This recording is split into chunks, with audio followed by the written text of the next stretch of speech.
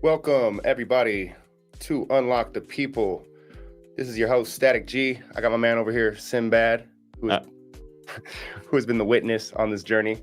We're going live today, so we're kind of breaking things up a little bit. We're going to talk about some things, go into the idea of self-discovery versus social engineering, which are seem like they're opposite things, but they actually kind of go hand in hand. So on this podcast, just for a little background, we do a little bit of exploring of all aspects of humanity in an attempt to unlock the soul and help y'all find your way. It's kind of a spiritual thing, but it's also like we don't just talk about spiritual things because there's a lot that goes into unlocking the mind, the body, the soul, and really getting together. So today's episode, we're going to talk about the themes I spoke of and how they complement each other, how they clash, and how you can learn to spot these gates and invisible walls that can lead you astray, and also kind of be guided by your soul and allow yourself to be tugged in the right direction. But first, let's kind of introduce ourselves to the audience who may or may not have ever watched Unlock the People. Some of them may or may not be familiar with my music. So I'll start with Sindbad. Hi, everyone. I am Sindbad, the adventurer, the wanderer, and the witnesser of stories. And this Unlock the People is one such story I have been glad to be part of and witness as it unfolds. This is our first live episode for episode 10. So let's get in it. Yeah. Okay. So he's Sindbad. Basically, we kind of met each other through, I feel like it was manifestation. Like my boy Louis was talking about, you need to get somebody locally who can do some video stuff. And I was talking to Louis, like, we need to set up a podcast and all this stuff. And he actually was manifesting his own spiritual journey himself. Sindbad was. And then all of a sudden, he ended up, I'm living in this place, and we ended up becoming roommates. And then he told me about some stuff. He ended up backing up for the Stand 2 video, doing some camera work in the background for us. And through that, like a day or two later, we ended up manifesting this podcast, which was pretty awesome because I've been talking about it for a while. Found the studio, found the space, figured out the gear. And yeah, it's been a fun ride ever since. And we're even talking about, other projects to do and other places to go. But before we get into a lot of that, we do have a direction. Yes. To finish up introduction, I'm Statik G, as most of y'all probably tuning in do know. I'm an entrepreneur, artist, philanthropist, activist, writer, designer, father, just a lot of things. I wear a lot of hats. But today I am doing a podcast, and this is about spirituality, helping people get unstuck and being uplifted. So let's cut the music a little bit and get into some discussions. All right. So today we are talking about self-discovery and social engineering. Yes. How those can affect the path to unlocking yourself. And, the whole title of this podcast series is Unlock the People. So those might be some things we should talk about. Absolutely. So let's break it down a little bit. Self-discovery is more like the internal searching. It's the soul search that you go through when you're trying to find yourself. And social engineering is more like the gates that are trying to design you and lead you down a certain path for a certain reason, for whatever reason that may be, for better or worse for you.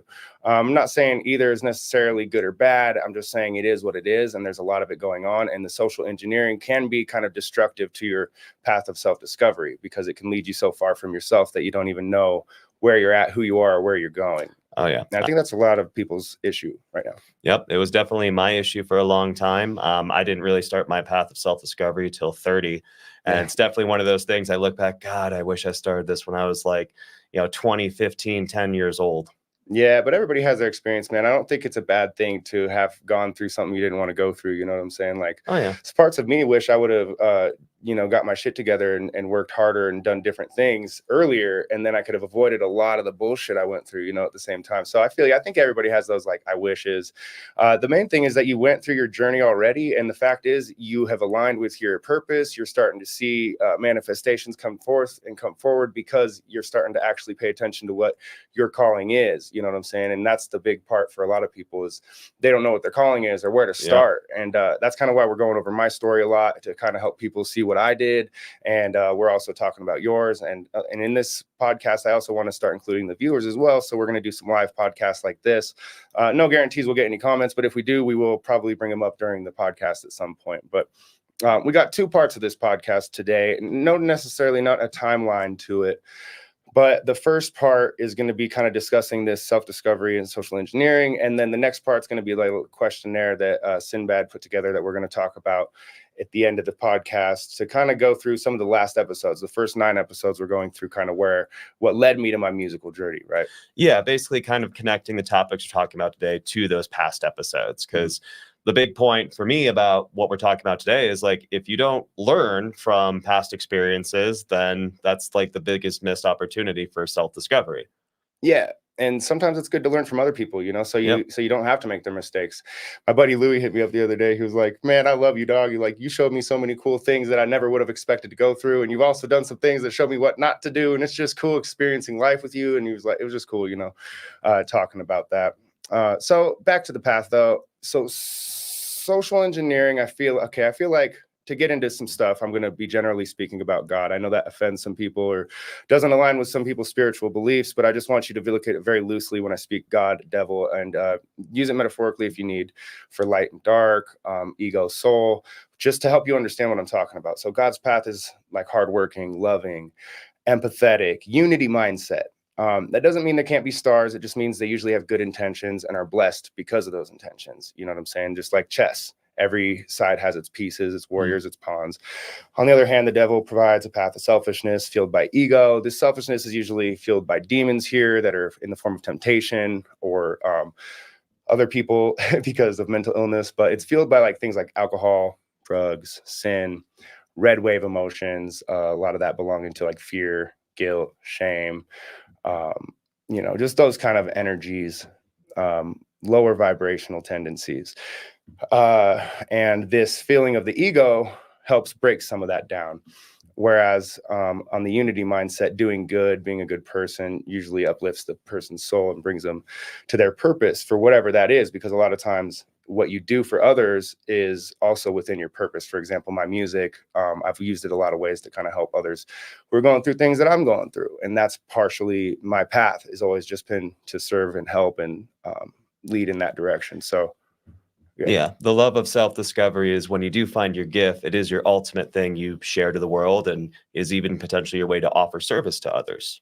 Absolutely. And for example, you do the video stuff. I do.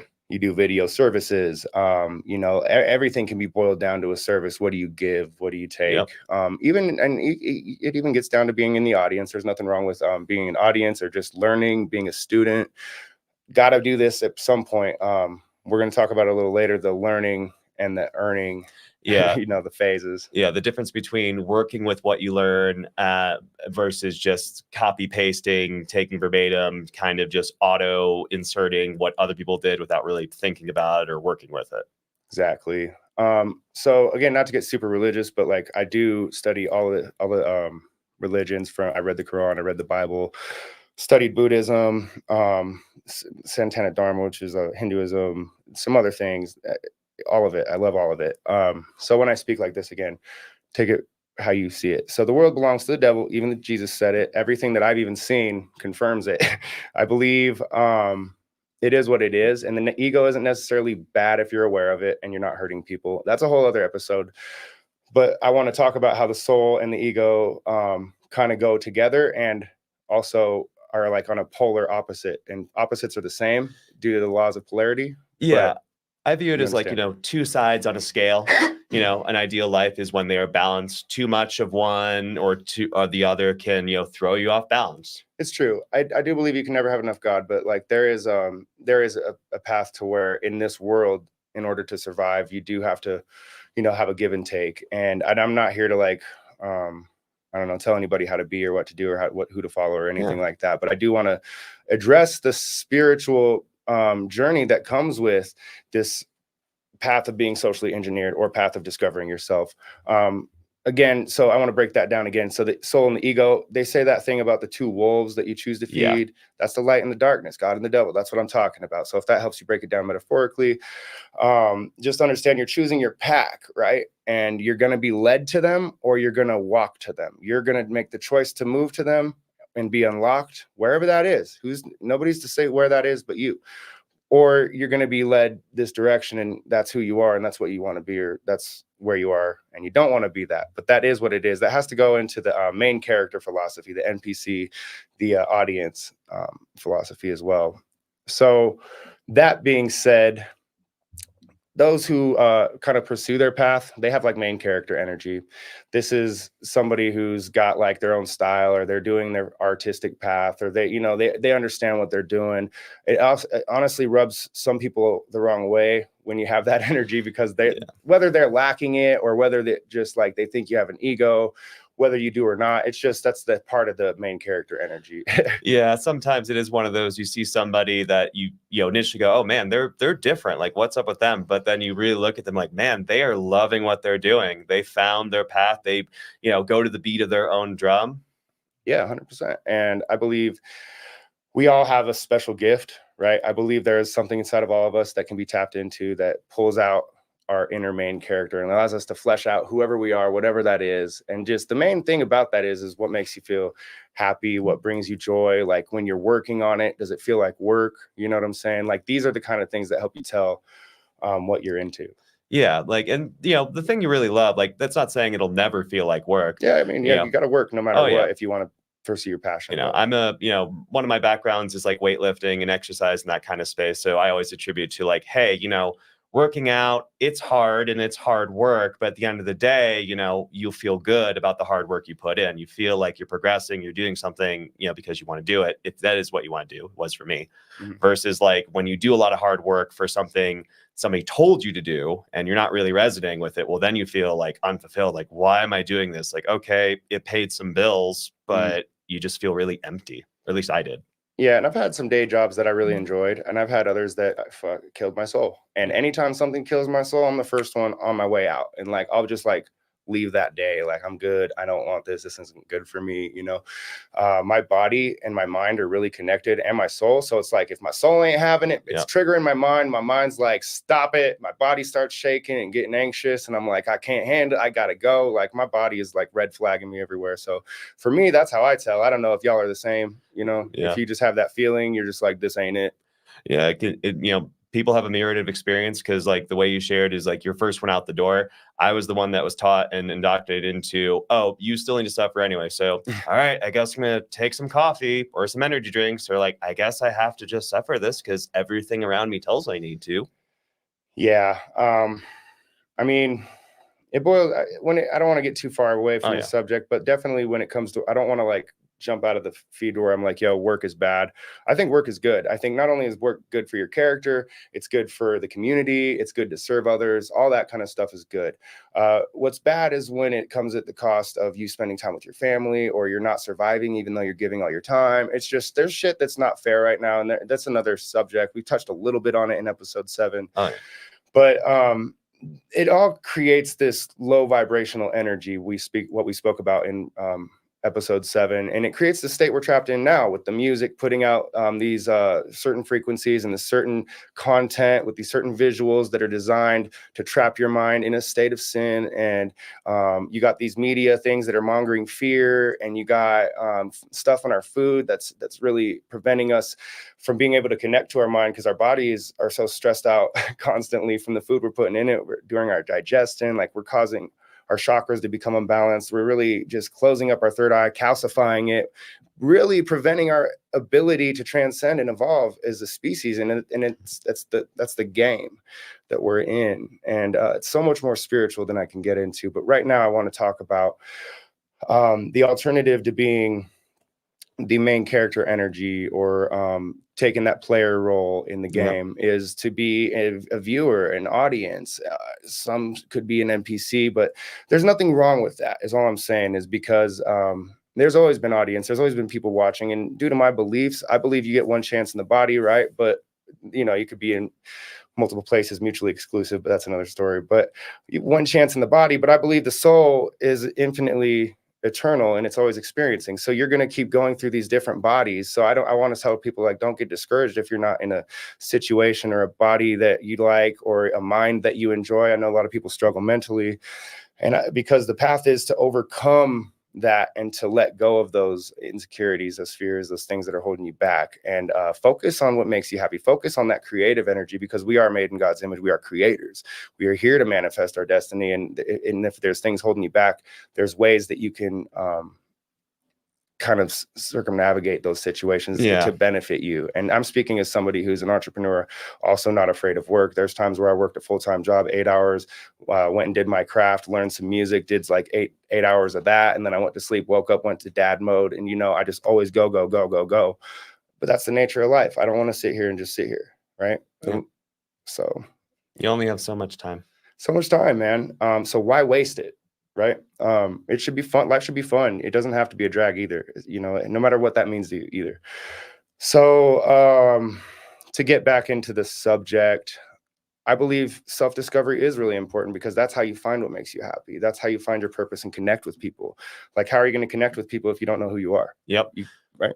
Yeah, no, I had a tendency growing up where I wore a mask. You know, it's like totally. I had the facade of like what I thought I was supposed to be, what was the more functional NPC character, as you say. That was the character I embodied, the mask I wore. 100%, yeah. Instead of going, you know, oh, this is my main character, and despite the challenges the main character faced, the bosses they need to fight, it's like, no, I was like, oh, yeah. I guess I need to be this. Yeah.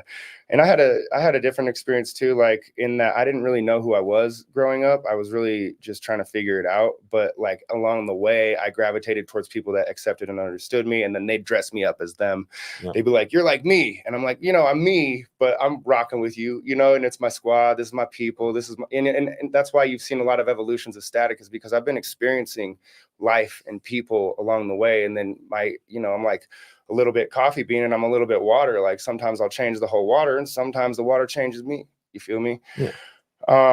But that said, so this is a game, and kind of there's a created character element to it, but you're born a character. You don't get to create that. You're born with a certain identity. You have a last name, a first name, middle name. You got, you know, your race, you got your gender, you got your fucking parents' religion and politics and whatever they push into you. You got whatever time period you're born into that's pushing whatever agenda is being pushed from whatever country's propaganda. You know, there's just so many things that are creating this version of you that you're supposed to be in this game. Now, when you create your main character self, and when you transcend, unlock, and start to evolve spiritually, you're going to manifest this new version of yourself where you do create a character. Yeah, like, because like going back and down to the RPG elements, it's like, yeah, you are like created in certain ways, but there are some games where it's like you play and like there are some settings you can't change no matter what. Like, yeah, I can't change the location, the time period I was born in. I can't change my race or things like that. But you know, to one comment, it's like, you can change your name. I did. You can change where you are living. You can move. There are some hard settings you are started with that are hard to change, but you can do that work, and some powerful change can come from that. Totally. And I look at it, kind of to switch the metaphor for a second over to plants, but I look at it as a plant, man. The soil is what you're going to grow in. So if you're in toxic soil, you're gonna absorb that toxicity, and the fruit you bear is gonna have some toxic shit in it. Now, granted, you'll probably be stronger than a lot of the other stuff and be able to survive a lot more shit, like a fucking nuclear bomb. But chances are, nobody wants to be around a nuclear radiating tree. You feel me? So you got to change the soil to heal the seed, so that way the seed can have a proper place to grow. The seed being your core born self, and the plant that grows being your soul, that being the true you. Yep. So your options are there. Basically, rework the soil you're in, like go with the community and try and change that soil. Or if you feel there's too much resistance there, you go like, you know what? I'm just going to go find different soil. Yeah. And I think both you and I can relate to that, because both of us changed our soil and moved away. Yeah. You know, but we'll get to that part. So again, your character's already created. You have the choice now. Who do you create? Do you like the character that's been designed for you? Some people love the skin they're in. They love the way they are, and that's who they want to be, and they're just fine with that. Others, not so much, and they want to go explore it, see what else is out there. That's a case for a lot of people, and that gets us into the idea of the learning phase and the earning phase of life. And a lot of people try to skip the learning phase, go straight to the earning phase, and that's where y'all got fucked up. Yep. You know, it is what it is. Like, in order to be an entrepreneur, in order to get a promotion, in order to succeed in the financial markets, in order to do anything really, you got to learn. Oh yeah. And that's true in like multiple streams. Like we took this core from like the entrepreneurial space. That's where I've heard it the most, of the learning and the earning phase. Like, hey, first you got to learn the craft, you got to learn the market, learn the audience, and really have that experience before you start earning. But that can be applied in a lot of different, factors of life too. hmm all around. And there's also another phase I'd inject as well, which is the burning phase. Yeah. And if you choose not to learn, you think you're going to go earn, but you're just going to burn. You're going to burn your energy, your time, your money. You're going to feel burnt out at the end of the day. And it's just like you don't want to go there. So just that's why I'm saying that's the path of the devil. That's when you start using drugs to get that quick fix. That's when you start going out there and doing things that you might not want to do to get places quicker that are only going to lock you in this cage. Even if you get into a place you thought you wanted to be, now you're just trapped in that cage and you can never fucking leave. And nobody wants to be in that position. Like the whole point of being free is to get out of the fucking cage. Yeah. Nobody wants to fly into a cage just because it looks nice, right? And that said, also, you know, if you try to skip the learning phase and goes into the earning phase, again, you're just going to keep burning out every time, every way you go. So you want to stay learning, but learning from books is one thing. I encourage that. That's good. But it's different from learning through experience, which in my experience is way better than books. Yeah, no, for me, I always quote that, you know, when you learn from books, it's okay to learn from there and be inspired as long as you take that knowledge and then you try to execute it. If you consider your learning done after you just read and memorized some stuff, that's not full learning. Yeah, when you're reading too, you kind of got to do it over and over and memorize it in a different way. And kind of in my experience, like when I experience something, I just got to learn it once or twice. And then even if I make that mistake again, I'll remember the first time I made it. And then I'll be like, fuck, I'm about to make a mistake. And then I make it again. Or I say, hey, I'm good. I don't want to do that. That sucks. You know, hopefully that's the path most people go. Learn from your mistakes. Yep. But I think that experience is important. Life, back to the game concept, is like a game, and there is experience points. Like everywhere you go, you get this thing. You can gain respect, you can gain experience, you gain stamina in life, you gain more energy. Like there's health bars, life bars, all these kind of bars, and like there's a HUD display, you know, heads up display. There's a lot of things going on if you really learn to be self-aware and look at the thing and break down the matrix for what it is. It's kind of fun when you actually see it for what it is. I used to be a huge fucking gamer. Like I would lock 8 to 12 hours a day into that shit, yeah. and I would kill Same. it. Yeah, I'd beat every GTA 100%, collected everything. I've collected every Pokemon. I've beat every Mario. And it's like, I got to a point where I'm proud of myself and I'm feeling empty about it. Like, holy shit. I look at my life. I'm like in an apartment. There's fucking like cockroaches and shit. I'm looking outside. My car just got stolen. I'm like, I've collected every Pokemon, but what the fuck am I doing with my life?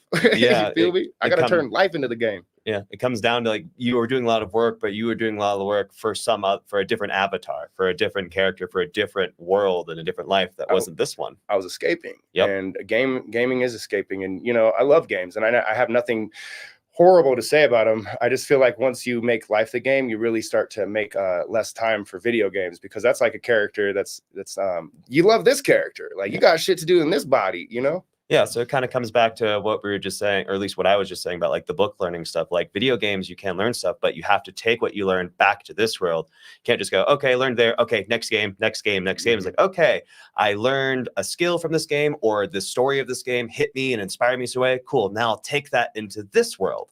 But not a lot of people do that. Yeah, and it's fun to do different things and learn different things. I'm a testament to that. Yep. Like we'll go over all that in the podcast and all these different lives I've lived and people I've gotten the chance to be in order to get through. But let's talk more about this concept of social engineering and self-discovery, and the idea that this starts at childhood. So we're going to kind of start at childhood. We're not going to break everything down in some super scientific way, but we're going to hit some major points in each element going from childhood and on. So starting with that, I'm not going to say bad parents, because your parents have already been conditioned one way or another. I don't want you to hate on your parents if you feel like you got raised a certain type of way. If you are a new parent, I want you to learn, because you have the opportunity to help a kid grow. And a lot of us didn't get that chance because world's crazy. And I think we can make it better if we start to pay attention. That's not to say all people with bad parents become bad people or anything like that, because people with harder lives tend to grow stronger if they can overcome the suffering without escaping and stunting the development. Yeah, again, it's like you have to, learn from the experience and use that suffering and turn it into something, and not just, like you said, find an escape, find something to numb it, and not do the uncomfortable growth that comes from that. Yeah. So in childhood, I noticed one of the big things that influences you, obviously the first thing that influences you is your family. Yeah. That breaks down into the idea that society, to me, is trying to break the family, at least in America right now. I feel like they're going after the kids to try to get them away from the parents. They're going after the girls to get them away from the men. They're breaking down the men to make them just money. And it's getting scary. And, you know, self-discovery gets broken by broken parents. So it's like when you're trying to learn yourself, how are you going to worry about yourself when you got all this shit going on with your parents or your family's all fucked up and you're like, you can't even fucking figure out how to escape or, you know, or how to help anybody, you know, it's just like you're stuck. And I think it's a lot for kids to go through these days. And the worse the social engineering gets, the worse the parents are worse off. Like you're even seeing these people like Krishan and Blueface, and no offense, man, I don't really care if you hate me for saying this, but they should not be parents. And what they're doing by doing that and making that popular is they're social engineering bad parenting, and they're making it okay to these people who are following, and millions of people are following these two. They're horrible examples for people. And I really hope, I pray to God that they find the light and that they heal from the traumas and stuff that they go through. Cause they had, at least I know Blueface's situation, his mom's a little off, you know what I'm saying? And, you know, I've heard some weird shit. So I'm sure that he's gone through some things that put him this direction. And the streets have done that too. The streets are fucking highly conditioned by social engineering. That's actually where they pump all the drugs. That's where they pump the media. That's where they pull the money from and keep people broke, you know, keep you mentally ill, keep you hungry, keep you starving, keep you fighting or flighting. And it's just a toxic cycle. And these issues with parenting and being a kid and where you're getting your light from, it's really hard to find yourself as a kid. Kids, first and foremost, at their youngest age, mimic behavior of the people around them, whether it's their parents, their siblings, their friends, their community. And pretty much to your point, it's like, hey, if the parents weren't able to discover themselves, or if something is going on with parents where they are so stressed out of their minds, it's like they have to trust words of others or carry the burdens of others, you know, and man. And like, I've seen little kids run around and be like, I'm drunk, you know, and just pretend to be drunk. And I'm like, oof, not good. And then I've also, like, in my experience, also seen like my daughter, I'm starting to play guitar. I'm just learning. And then she come over and she put her face right into it and was like, do that, play that again. I'm just like, no. And she's like, Dad, I want an orange and black guitar now. Because she loves Puss in Boots. So Orange and Black is her thing. That was a good movie. Yeah. And I'm like, I'm really trying my best with her. And I'm just, I'm really focusing on being a good parent and focusing on, you know, you can't stop kids from seeing shit all the time. They're going to experience sorrow and pain and grief. There's going to be things. I mean, that's part of the human experience. But, and I don't want to shield nobody from bad feelings. I just want to like point you on the right direction, so you're always focused on healing and growth and developing the right behaviors. It's emotional intelligence and empathy. You know, these behaviors are not really taught to children, I don't think. And I think unless, you know, there's some places it is, but it's hard to get to nowadays. Yeah, I mean, there's a big, like, in a lot of areas, there's a lot of like kick the can mentality. Like the parents are preoccupied, especially if it's a single parent household. Like, hey, I got to work to provide food on the table. Okay, I trust the teachers. The teachers will teach my kids. Yeah, teachers or the iPad. Take this iPad and shut up. I got shit to do. Yep, I'm busy. Yeah, teachers have like classrooms, 30 students. So yeah, then iPads. Like, okay, they'll be pacified of something, and then where are they learning their lessons? And I admit, bro, it's hard because even when I have my daughter, like, I am one of those parents who I don't do anything except for if I have to. You know, I've got to be me sometimes and handle shit. But most of the time, I'll just focus on making sure she's good, that she's got what she needs, you know, all this stuff. And it's really time consuming to be a good parent. It really is. And in the way that the world is created right now, people don't got time. And it's getting worse. And the worst part is the money's going down, the inflation's going up. So everything's getting more expensive and we have less money to buy it with. And I know just from my little experience with work, where God blessed me with the opportunity to work for a year and a half. It is not easy out here right now. No. I didn't even realize it because I went from poverty straight to fucking working my way up to having money, right? As a hustler, a street hustler. We're getting into the story. Yeah. I was not broke for a long time. But, you know, now that I got the chance to see what it's like to have a job and pay a car payment and pay rent and all this normal shit, it was just like, whoa. This is and you know, I've not to say I haven't been paying rent and making money and shit. It's just that I didn't have the means that I used to have, and my bills are more expensive now because I didn't just be able to buy a car like I used to and just say, hey, here's 7 racks. Now I have to fucking pay a car payment because I ain't got no money down. And now I'm seeing the extra shit of this shit that I never got to see because I avoided being an adult. Went straight to the streets. Yeah, I mean, like we've mentioned in other podcasts, but you and I are roommates, but you and I are not the only like roommates in the house we live. There are like 6 other people. That's how we can like afford rent because everything's it's Colorado so expensive out here, man. We gotta make it happen. You know, I'm trying to be somebody someday. You know, I'm not trying to sit here and struggle. I lived in an apartment in Aurora for a long time, and it was fucking $500 a month, and I didn't have a car payment, and that's because I also didn't have a job and I was slinging. So it was like if I had a bad month, I needed to be able to pay the bills no matter what. And now I'm just like, you know what? It's worth it to be nice, have nice things, and be in a gym. Like if I was at the gym before, like I mentioned, my car getting jacked, like I can't leave my stuff anywhere without locking it. Yeah. I'm worried about leaving shit in my car, let alone it getting jacked. But now, I mean, today I went to the gym and I just saw like some ladies leave their keys on the edge of the thing, and I was just thinking like, damn, I'm in a better place. Like I don't want to say where we're at, but I'm in like a much better place these days. And you know, I mentally, not just physically, but mentally. But that's part of the journey that my self-discovery has led me to finding this peace that I desperately fucking needed, you know, to be able to become who I needed to become, because all this stuff around me was stunting me, like the alcohol, the broken families, the fucking bullshit, the news, the fear, the lack of education, lack of God. So to get back to the things, when a kid is worrying about the lack of their parents, or not being guided at all, they're more prone to develop negative mindsets that they pass on to their kids. And that's where we're at, man. We've had like fucking 4 generations of fucked up individuals who are just trying to get by and raise their kids, and it's getting worse and worse and worse.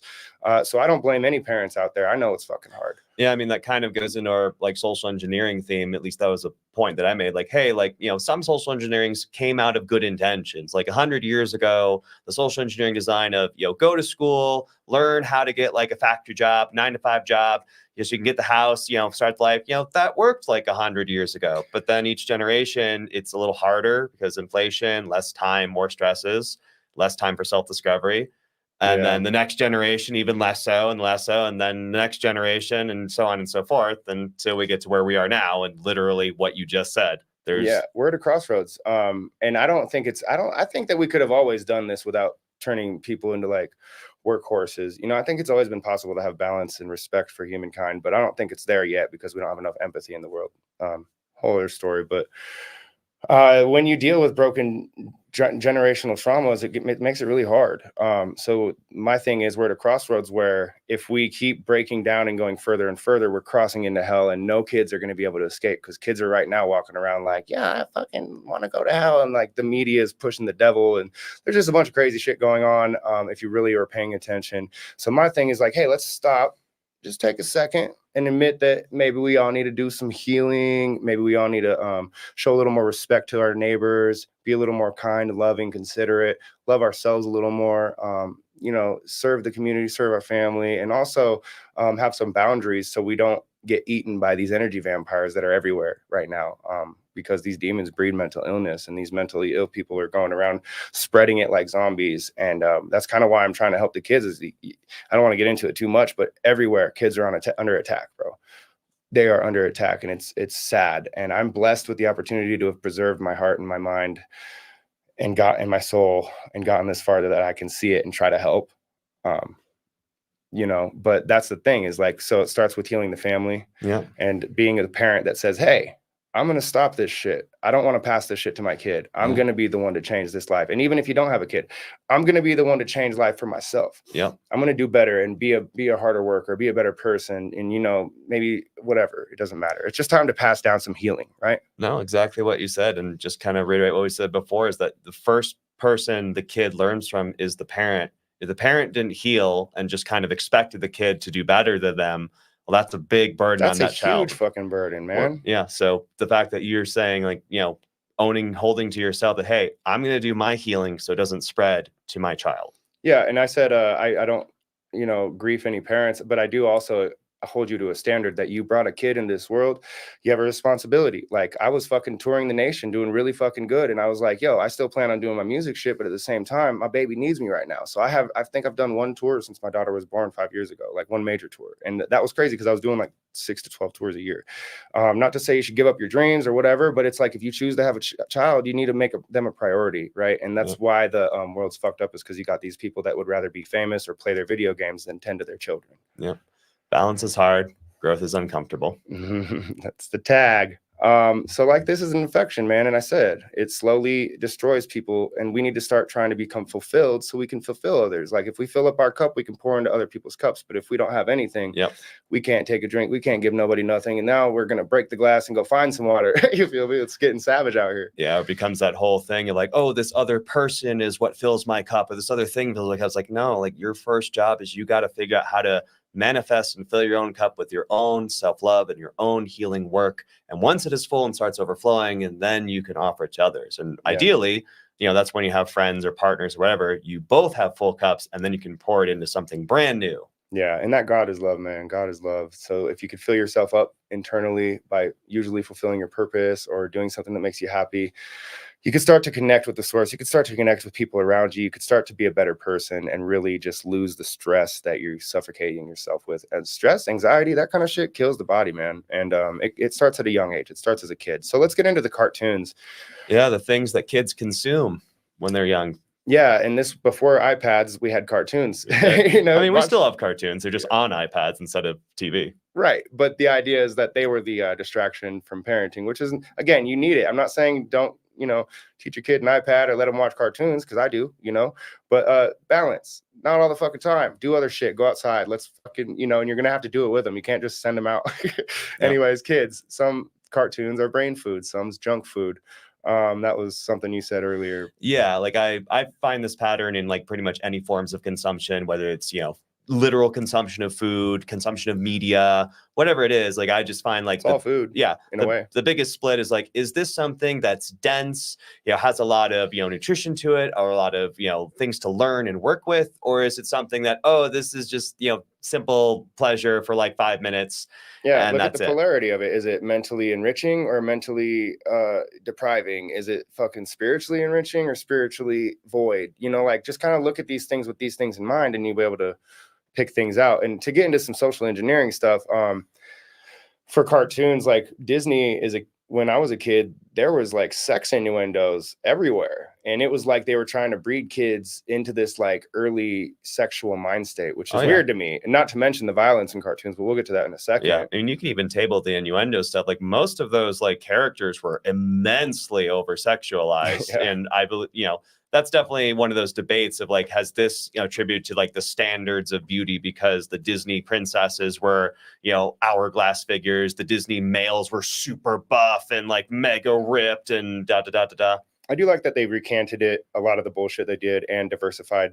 I love that. So that's necessary. It's a good step in the right direction. But you can't take back the penis in The Little Mermaid, or sex in the clouds in Lion King, or the part in Aladdin where it says good teenagers take off their clothes.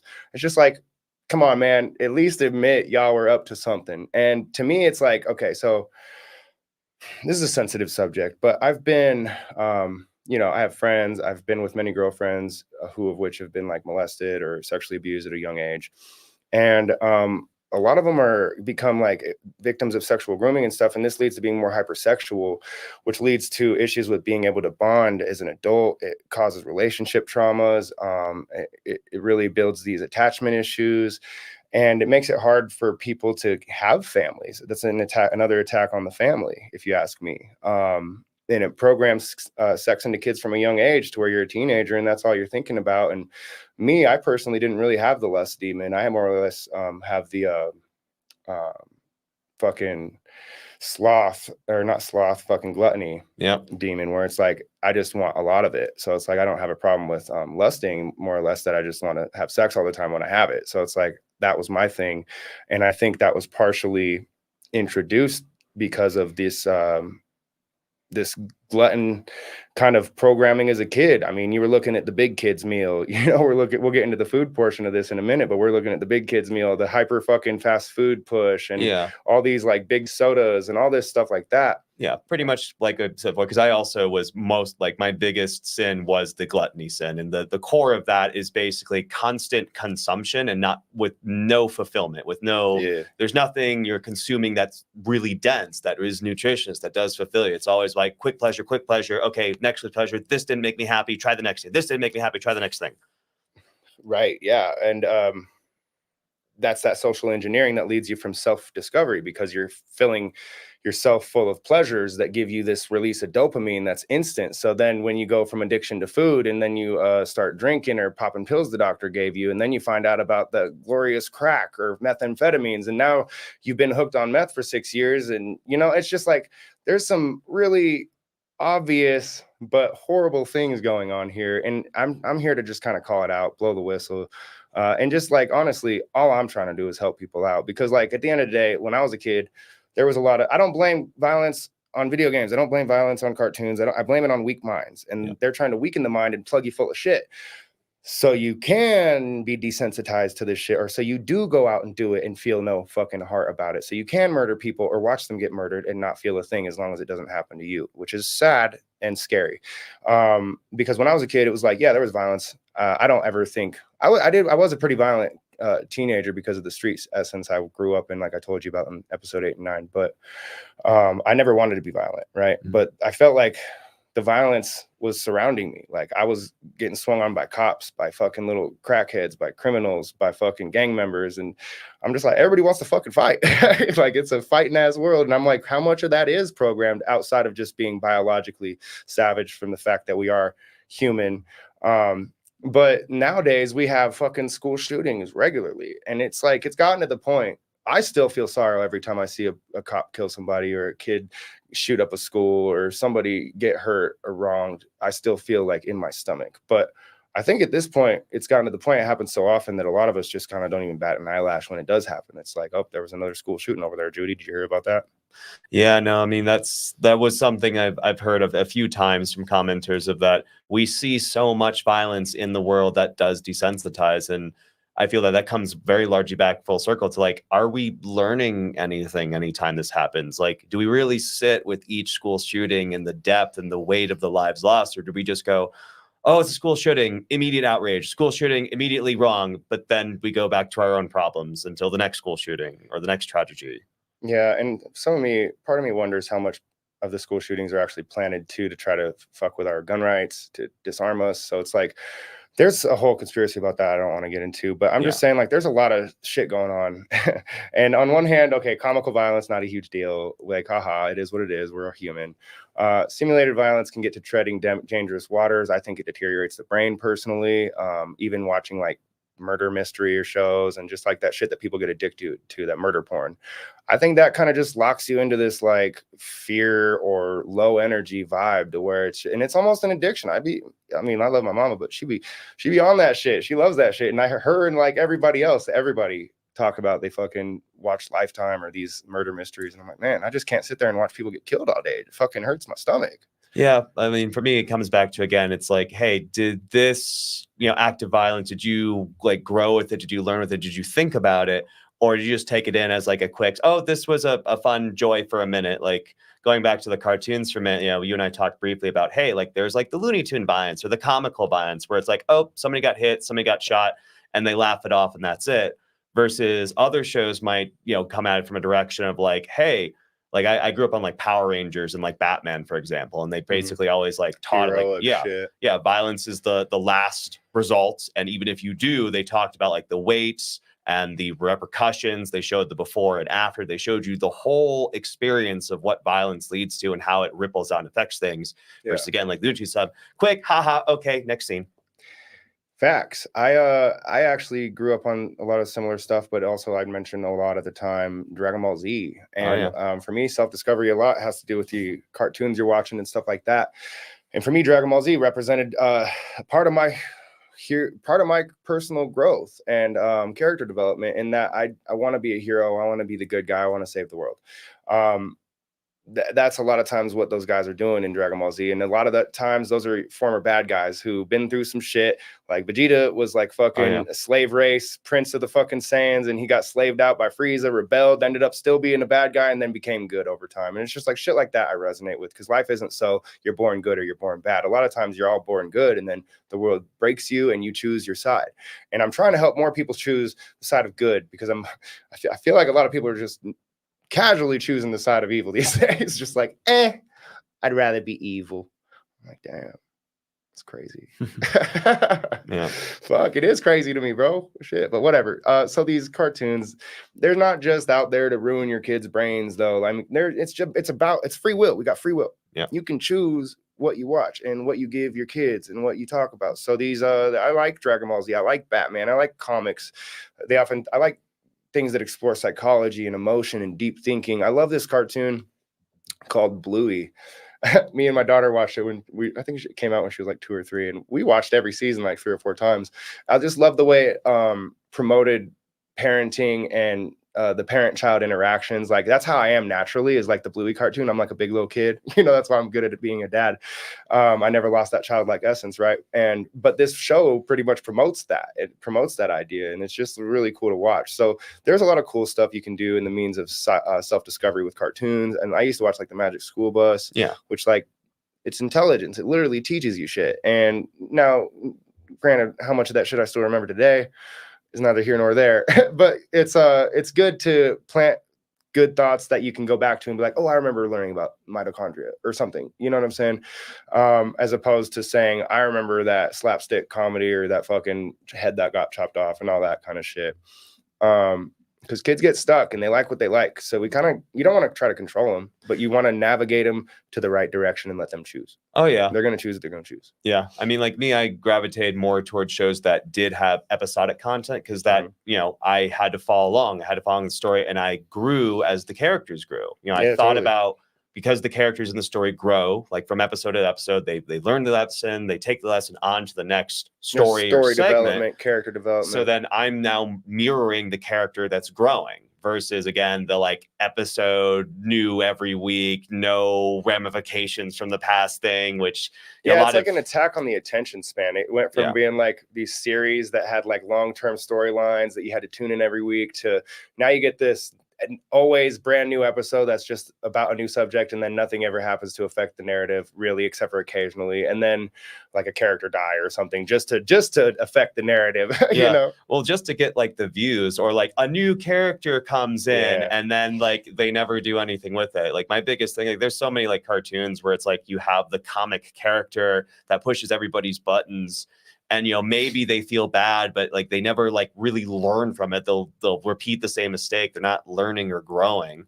Yeah, and that's to say, like, you can't avoid it. You can't avoid the social engineering. That's part of life. You're gonna get the mindless cartoons, the low vibrational music, the booty shaking, the drug use, the wishy-washy politics, the crooked cops, the distractions, the temptations. You're gonna get all of it. Yeah, that's the point of life. But not the point of life, that's part of life. The point of life is to choose.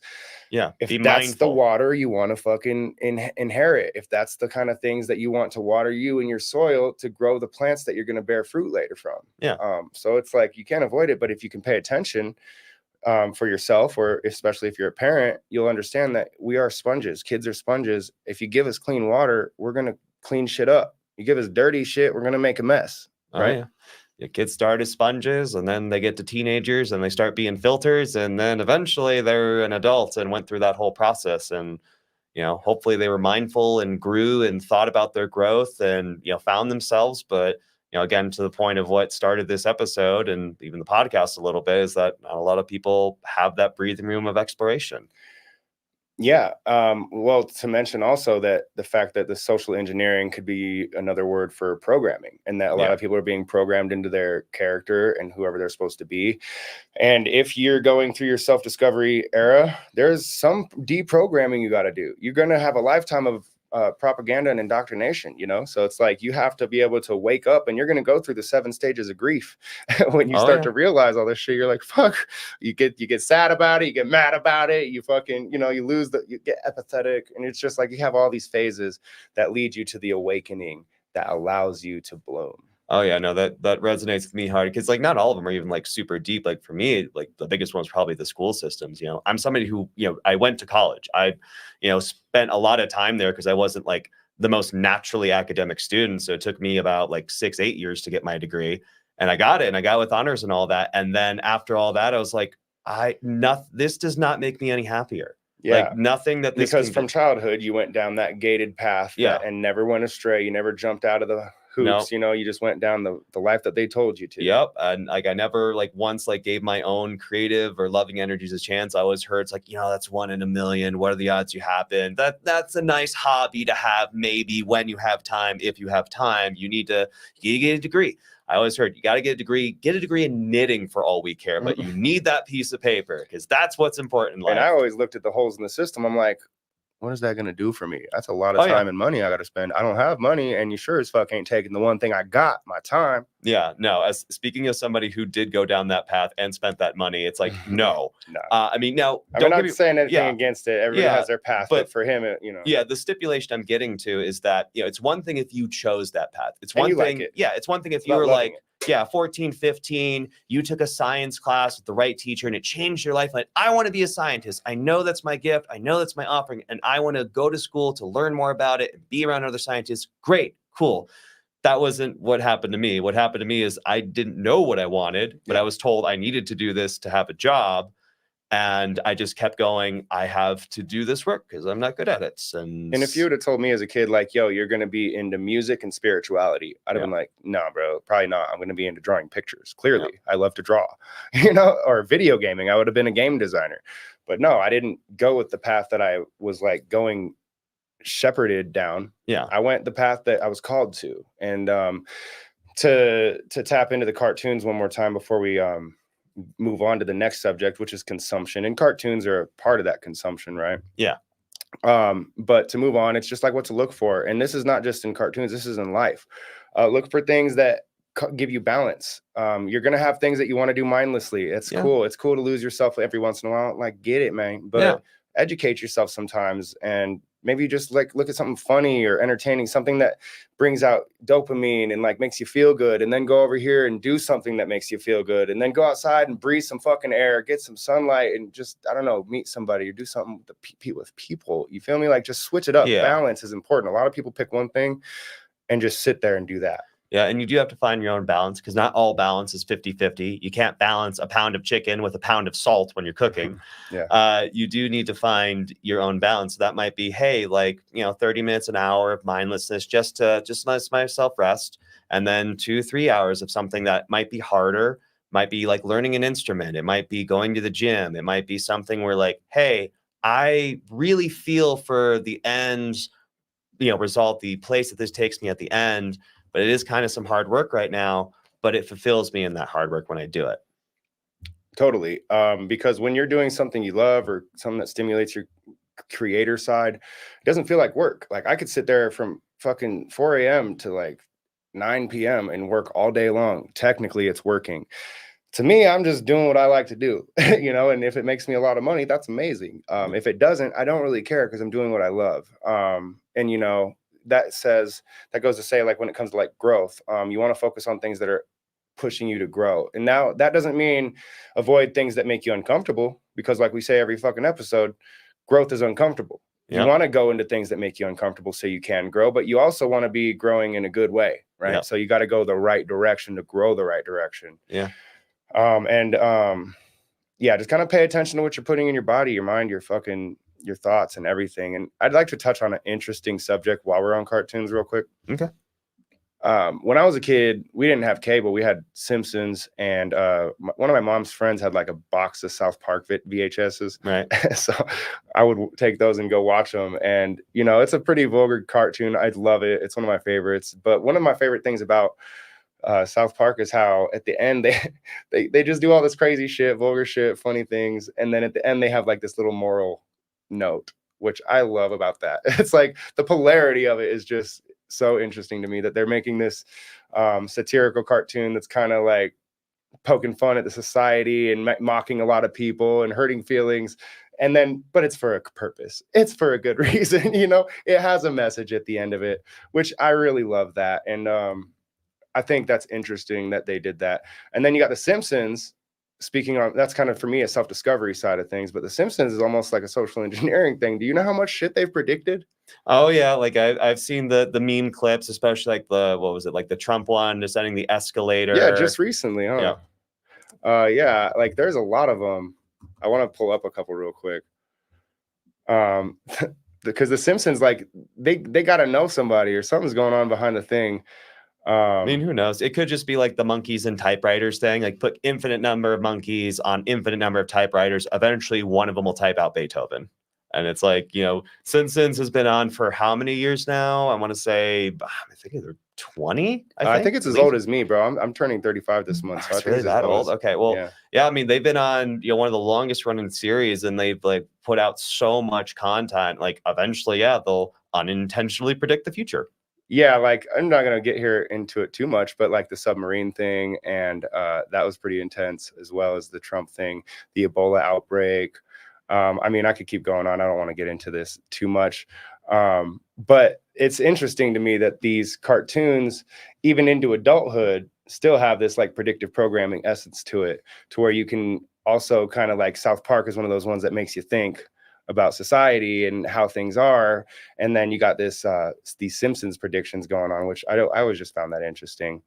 So anyway, moving on from that, when I talk about parenting and everything, life's hard, man. Being a parent, being a person, all of it's hard. So it's like it's not nobody's fault. I mean, it is at the end of the day. It's your responsibility. You're responsible for yourself. So if you've been through some shit, so is everybody else. It's really important that you take this moment to step outside of the shit that you're in and rinse it off and just stop fucking around with it, and stop feeling sorry for yourself, and stop blaming others for situations that may or may not be your fault, situations that you may or may not have had a choice to get in or out of. But now that you have the awareness that you need, you could step out of it and start looking at the things you're consuming and the reactions you're having and the behaviors you're emulating or promoting, I guess. Yeah, really take a moment to look at your life and look at, basically like we talked about, like, what is going into your body, whether it's your choice or it's the environment around you. Either way, it's like, how do you want to change your life? Is it as simple as like, hey, maybe just a couple small changes enough? But if you really need to do some serious healing, maybe you do need to really change your environment. Maybe you need to explore around for a little while, check out other opportunities and places to live, or just consider asking for help. I know, some of my healing I had to do on my own, but other parts of my healing, I did need assistance with other professionals or just, loved ones or new people that I met in my travels. It's okay to ask for help. Yeah, totally. So in regards to the consumption of the things that you're consuming, we can't, like I said, we can't avoid a lot of it. Like I personally try not to drink water out the faucets because I know that there's fluoride in there, like heavily, plus the toothpaste, plus the deodorant. You can't really avoid it, but you can avoid putting heavy amounts in there, because if you do too much, man, it calcifies your third eye. And if your third eye is damaged or calcified, which is why I think the devil's coming so hard for my head, then you can't really spiritually tap in and ascend. And that's why I'm trying to help everybody by, okay, let's stop some of the negative music or the negative foods you're putting in your body, maybe reduce or quit the alcohol and drugs, and start to realize, because I'm starting to see people behave just fucking horribly childish and just embarrassing, honestly, in a lot of ways. People I know, people I don't know. The way I just look at the world is like, damn, a lot of people are sick right now. And if we don't stop this, the whole world's going to get sick. So it starts with the social engineering. Let's talk about, I don't want to feel like it's a lecture too much, right? Yeah. But like, let's be honest, like rock and roll was kind of hijacked, pushed rebelliousness to help break apart children from their families. Hip hop was even hijacked, turned into gangster rap to try to make criminal being cool, help fill up prisons. I mean, this is real shit. They got kids. They fucking. I mean, if you look at the music right now, the booty shake and the drug use, what are they trying to do? They're trying to get girls to take off their clothes. They're trying to get everybody high and drunk and keep you in this lower vibrational, sexually driven, violence, desensitized mental slavery. It's just kind of a weird place when you sit outside of it and look at everybody and look at the effects of everything going on. And I think I'm not the only one. I know I'm not like just some dude that's just the only guy who could see it. A lot of fucking people see it, and a lot of us are starting to stand up and say something. But let's be honest, all this is designed in order to control people by breaking people up, into different groups. And the more groups they break people into, the more control they have by the lack of control that you have.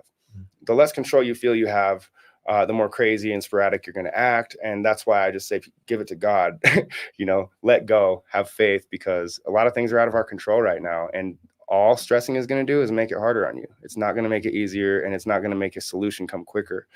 But when I look at the music today, and granted, you got to understand, like, I love all music. I fucking love Marilyn Manson. I love ICP, Beatles. I love R. Kelly, Madonna, Michael Jackson, Cardi B, NWA, like Eminem. I could fucking go on forever, you know. And these are all artists that have had a big impact on kids and on society, and for certain, in my opinion, and many others, for certain agendas that are being pushed, which is cool, man. I get it. We're supposed to, and this is part of the social engineering, though, right? It's how you discover yourself. Who do you identify with? And they build up these characters, and then for the reasons I'm happy though about the self-discovery stuff though, and we've touched on this in past episodes, is like you got the Tupacs who okay, yeah, he might have been a gangster, but he's also an activist, you know. And the reason is because of the way society is. It creates this economy in the streets. It creates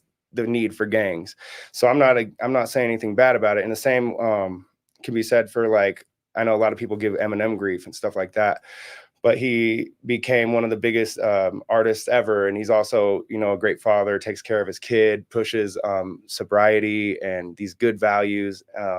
So they used him for the purpose, and then they broke free from that and became the light. And that's really what I hope people do, is like, sometimes, even in my case, man, I went through a very dark phase, you know. Even my music, it's heard in there. You can hear it. There's some dark shit I went through and talked about.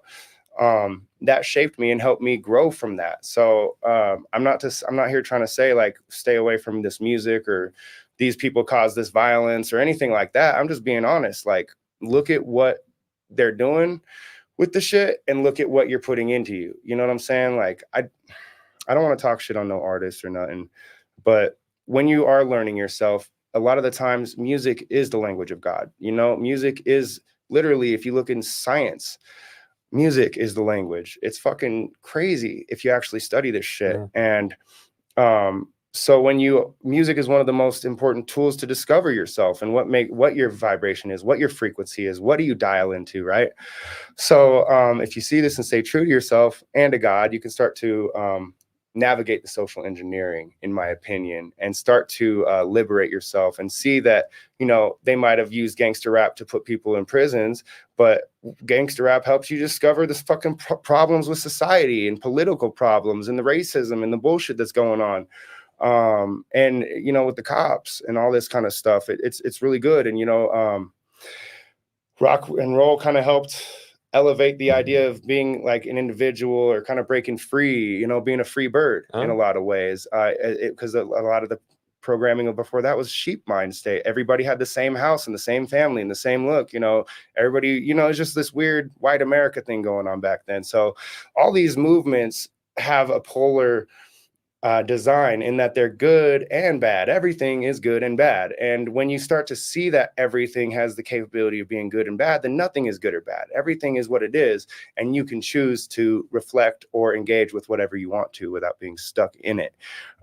So like, when it comes to the music, man, it's really important you just be aware and treat it like food that you put in your body. So we'll kind of get into that part. Yeah, just reciprocating that. Be mindful of what you take in and put into your body, whether it is the music you listen to, or we're about to talk about the food you eat, and pretty much reciprocating what you just said. You got to think about it and grow with it, and not just be on autopilot with it. Yeah, and I in my spiritual awakening, part of it, you know, is connecting with Christ and Christ consciousness and all that. And you really can't even have a Kundalini awakening or anything of the sort if you have all these greasy foods in your body. If you're out, I guess, getting off all the time, getting high, you're fucking up your body's ability to ascend and connect to the source. So that's another reason I'm trying to help people start at the root of the issue for them, which is your traumas, the fucking cartoons and programming, the television that you're watching, the food that you're eating, and then even more than that. But let's get into the food real quick. Yeah, that's definitely a side that affected me pretty heavily growing up. Me too. I used to be addicted to soda. I would buy 2 12-packs every time my mom gave me some money, and I just sit there and drink like fucking as much as I could. I mean, same, like growing up, big into the sodas, and when I started learning nutrition, because that is what that degree was in, The biggest thing for obesity is sodas, because they're basically sugar bombs. And this is like one of the first things I learned for this is that, of the two offerings, if you were to offer a child a cookie or a soda, it's better they eat the cookie, because at the very least, your body has to do some work to break down that cookie. Liquid sugar just goes straight to obesity. It just, you absorb it quick. There's no work your body has to do with it. It's just pure pleasure. So again, me and I've personally cut out most sugars out of my life. I don't like chug sodas, or if it has a lot of sugar, I usually won't take it. I'll take a Reese's here and there. That's like my guilty pleasure. Yeah. But one of my friends, he was a bigger dude, and he cut out soda, and that was it. And he fucking cut off like 100 pounds. Yep. I was like, holy shit, bro. Soda is one of the biggest reasons for obesity, especially childhood obesity. Yeah. And I think that's something that, obviously watch yourself, watch your kids. You putting this food in your mouth, watch what you're putting in there. Yeah. It's one of the basic expressions of mindfulness and lack thereof. Like, parents are very busy and overblown. They don't really have a minute or a lot of time to look up nutritional information. Yeah, that's the key of fast food. It was designed to make it easier on people, but look at all the shit that you're putting in it, and look at what cost for buying fast food. What are you actually eating? And it's funny how now fast food's getting more expensive than fucking restaurants, but it's funny how fast food's the cheap food, and that's like where poor people go to eat. You know what I'm saying? We don't got time to fucking eat. So even if we have money, we got to go somewhere that's quick, because I can't sit there and fucking cook 3 meals a day for myself. I don't have the money to buy the groceries. I don't have the time to fucking do it. I don't have the energy. So it's like they're fucking conditioning us and forcing us into the box where we have to eat the food that they give us, because we ain't got time or money. Yeah, no, I mean, I learned how to cook, and I learned all the nutritional stuff, so I can navigate this up. But it took time. It took time to learn all that, and I actually didn't really learn most of that in school. I learned that separately. Again, when I was obese and started wanting to lose weight, I personally did the research. That's why I thought getting a degree in that would take me places. It didn't. I still learned most of the stuff on my own. But getting back to the point is that, fast food, it is the quick option. It is you are spending so much time and stress dealing with your job or whatever, work you are doing, that, hey, let's take away one burden for you. Just come to our restaurant, easy, quick, fast. You don't have to sit down. You don't have to think about the menu. It's affordable. And just trust us. But then, they'll, subsidize it with extra sugars, or push the sodas, the soda fountains, unlimited refills. Or one of the biggest things I shared with you recently, almost all quick foods use a oil called canola oil. And if you want to remember that that's one of the worst oils to take, which it is, because it's cheap and causes a lot of inflammation. Here's a quick thing, factoid. It comes from a seed called the rapeseed. So if you really want to remember, if you see canola oil, just think that, and you'll run for the hills pretty quick. Yeah, it's good to pay attention to what you're putting in your body, man. And ever since, I used to live really unhealthy, because I was never raised nutritiously. I didn't really have a lot of money to eat nutritiously, like I said. So when I did have the choice, I actually chose to eat unhealthy because it tasted better to me. Nowadays, if I try to eat some nastier shit or some fast food, it actually hurts my stomach. I go throw up. I just tried to eat a burger the other day. I literally ate half, went through up. Damn it. That's that whole metabolism shift. When you're younger, your body is in extra overdrive and can work through be like a workhorse and process all that extra garbage a bit easier. But when you're older, metabolism slows down. You don't have as much energy to get rid of all the extra nonsense, the fillers, the additives that do not service, do not feed, do not grow your body, but you still have to work to get it out. So going back to your call, Kundalini activation bit of it, it's that's a big reason. You're putting in stuff in your body, and 80% of it doesn't nurture or service your body, but your body still has to do that work and be distracted to move it and get rid of it, if it gets rid of it at all. It either goes one place or the other. Either it disintegrates and gets busted out, or it fucking goes up and you're activated. And the thing is it's affected by the food. And that's why when you realize the game, which is to keep us divided and sad and angry and judgmental and afraid, and just in this position to where we are in survival states, the food that we eat is not giving us nutrition, so our brain can't develop, so our thoughts are cloudy, and we are quick to react instead of responding in healthy manners. There's just so many fucking dominoes. You know what I'm saying? Yeah. that it's a fucked up system, bro. And it doesn't have to be like this, bro. Like there is healthy food, and it doesn't have to be super expensive. There's actually good programming out there. There's opportunities, and that's why it sucks, is because that's why I'm here, bro. Is there is good shit out there, and there is bad shit. The problem I'm having right now is the balance is way fucked up. Way too much bad shit. Nobody has a chance to be good anymore. Yeah, I think that's one of the cool things come out in last years is a lot of people have actually adopted a lot more chickens, which has been a really nice thing, like sustainability in chickens, like having their own like house chicken to get fresh eggs in the morning. And that's been a nice. I used to hate eggs as a kid, but I fucking love them now. Oh yeah, eggs are one of the most consistent, most sustainable ways that we can get good quality protein nutrition. As long as the hens are raised sustainably. When you'll find the ones that are like pasture raised eggs are usually the best ones. That means the chickens go out in the field, they can roam, they're eating the bugs and getting like all sorts of good nutrition from nature, not boxed in and fed all sorts of artificial feed, which they take in. And that's another thing too, is like being able to have, I saw this thing about an old lady and her husband, and they were both like 80 years old. But she decided when she was 40 that she was going to plant all her own food and then grow it and then eat it. And then he was going to do what he do. So they're sitting there at 80 years old, dude looking 80 or 100 even. And I'm like, damn. And you could see it. He's all hunched over, he's thick, his eyes barely open, he mumbles when he talks, like just doesn't got the energy to live really. And then his wife, beautiful. I was like, damn, she's looking 40 at 80, and it's crazy the way that the food can actually affect you. And that's why I tell people, like, once I started I already knew it from a young age, they were fucking with our water and our food. And that's why I accepted the food because it tasted good. But now it's just getting so bad. And I saw the health repercussions when I got blood clots and all these things at a young age. I was like, holy shit, like this fucking food they're pumping us full of is horrible. And that's why I'm kind of pointing everything out to everybody. I know a lot of people already know this, but I'm just like bringing it up just so you actually pay attention to the actual behind the scenes reasons for this shit, and that you're not just accepting it mindlessly, and that you can actually navigate out of it and start to eat healthier. Because I eat pretty healthy. I eat a lot of, salad. I eat a lot of fruit, yogurt, eggs, stuff I never ate as a kid. Yep, same. I was like we just shared, I was, early age, fast food, soda, childhood obesity. And it wasn't until like it got, so bad, and I took it on myself. That was like the child having to figure out their own shit when I was like 14. Did the research, like, okay, more eggs, more sustainable fish, wild-caught fish, spinach, tomatoes, like healthy vegetables and fruits. Exactly. And I think it's good for you, man. And I've noticed when I eat better, I feel better. I feel more connected. I feel more energy. It's just, it's a whole different vibe as opposed to when I eat this heavier food. Yeah. I feel like I can't get out the couch. I feel like I want to take a fucking nap half the time. Well, yeah, it's a compounding thing of like different elements. On the one hand, that food has no energy to give you, not like a complete dichotomy of energy. It's got caloric sugar highs and that's it.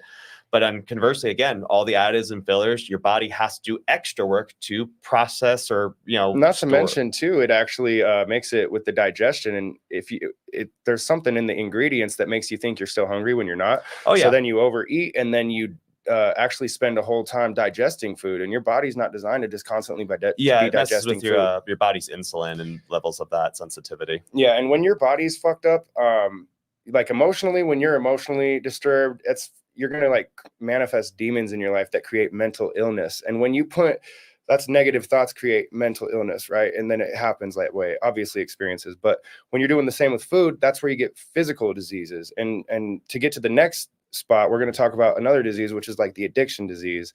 A lot of people don't like calling it that, but it's true. It's what it is. And, so alcohol, drugs, doctor prescribed medications, these are so engineered into our way of life. You're told from a young age. I mean, they're putting kids right now. I mean, they're trying to basically turn everybody in, break you mentally. They want you to have a mental illness from day one, and they want to give you pills to zombify you from day one. Because as soon as they get control of your mind, it's good for them. They can do whatever they want. They can guide you down astray. And I really encourage people who are on medications, do what you're supposed to do if your doctor says to do it. I'm not that guy. But as far as like abusing doctor medications or seeking, painkillers or, like fentanyl or Xanax and Valium, like I used to, or like drinking every weekend or, anything like that. there's a reason it's called spirits, and it's because it activates this darkness in you. Alcohol makes you tired. It makes you depressed. It increases these agitated emotions, and it removes judgment. It does all these things that, often lead to legal trouble. And then it puts you on a ball and chain. And then you got to give all your money that you work hard for to the man. And it's just a fucking trap, bro. And it's like, you can't even partake because pretty much everybody gets stuck at one point. Yeah, it just becomes a big domino circle. It starts with like pretty much from where we just started. It's like, hey, you take in bad food. The food makes you feel bad. You feel sluggish. You can't perform or you need to perform. Then they go, okay, well, here's drugs that can make you perform how to perform, but they have their side effects that make you more sluggish. This will make you feel better. Take this. Take this. It's just a big circle, and you're caught in that wheel. Yeah. And like to comment on like the drug elements of like, same as you just said, like, we are not physicians. We are not like doctors. Like I have a little bit of nutritional research background, but that's it.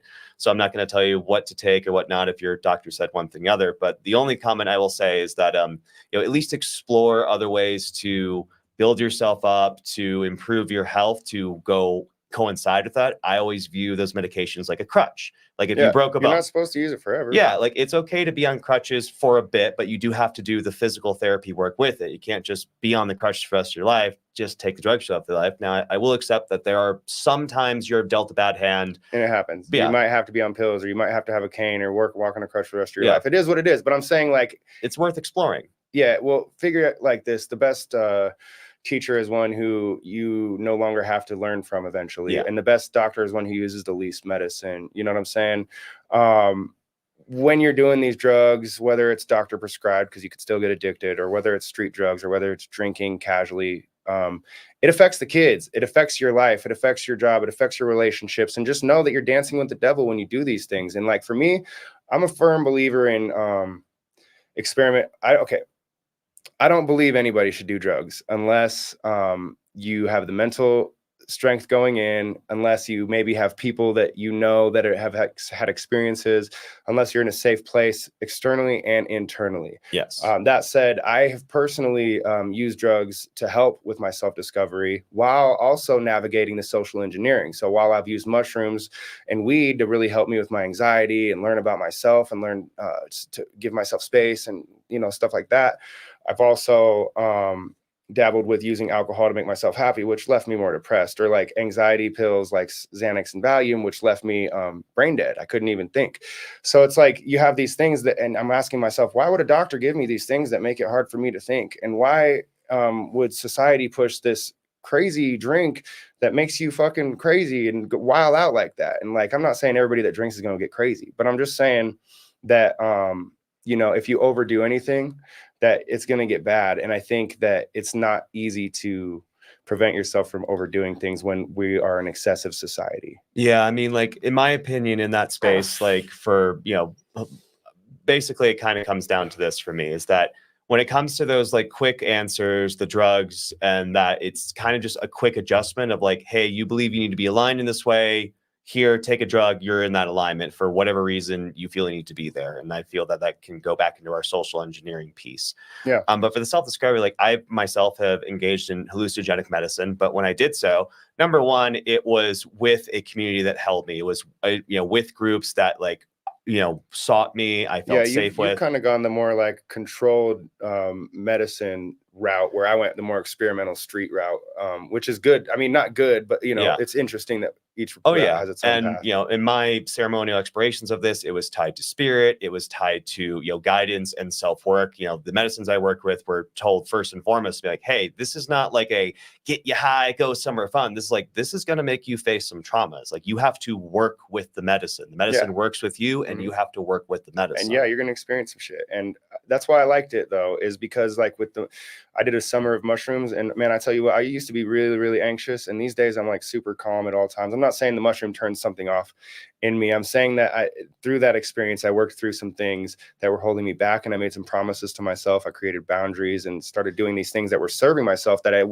had the moment to just reflect and think about, which really set me down that path of self-discovery and also like self-love. because that's what it is, right? Yeah, I would pretty much, like, my response in that, and my thing for that would be the medicines, the 𝐊𝐄𝐘𝐲, they don't give you answers. They give you the right questions to work with. They give you a different angle, a different perspective on something in you to go, hey, here's something you weren't really focusing on.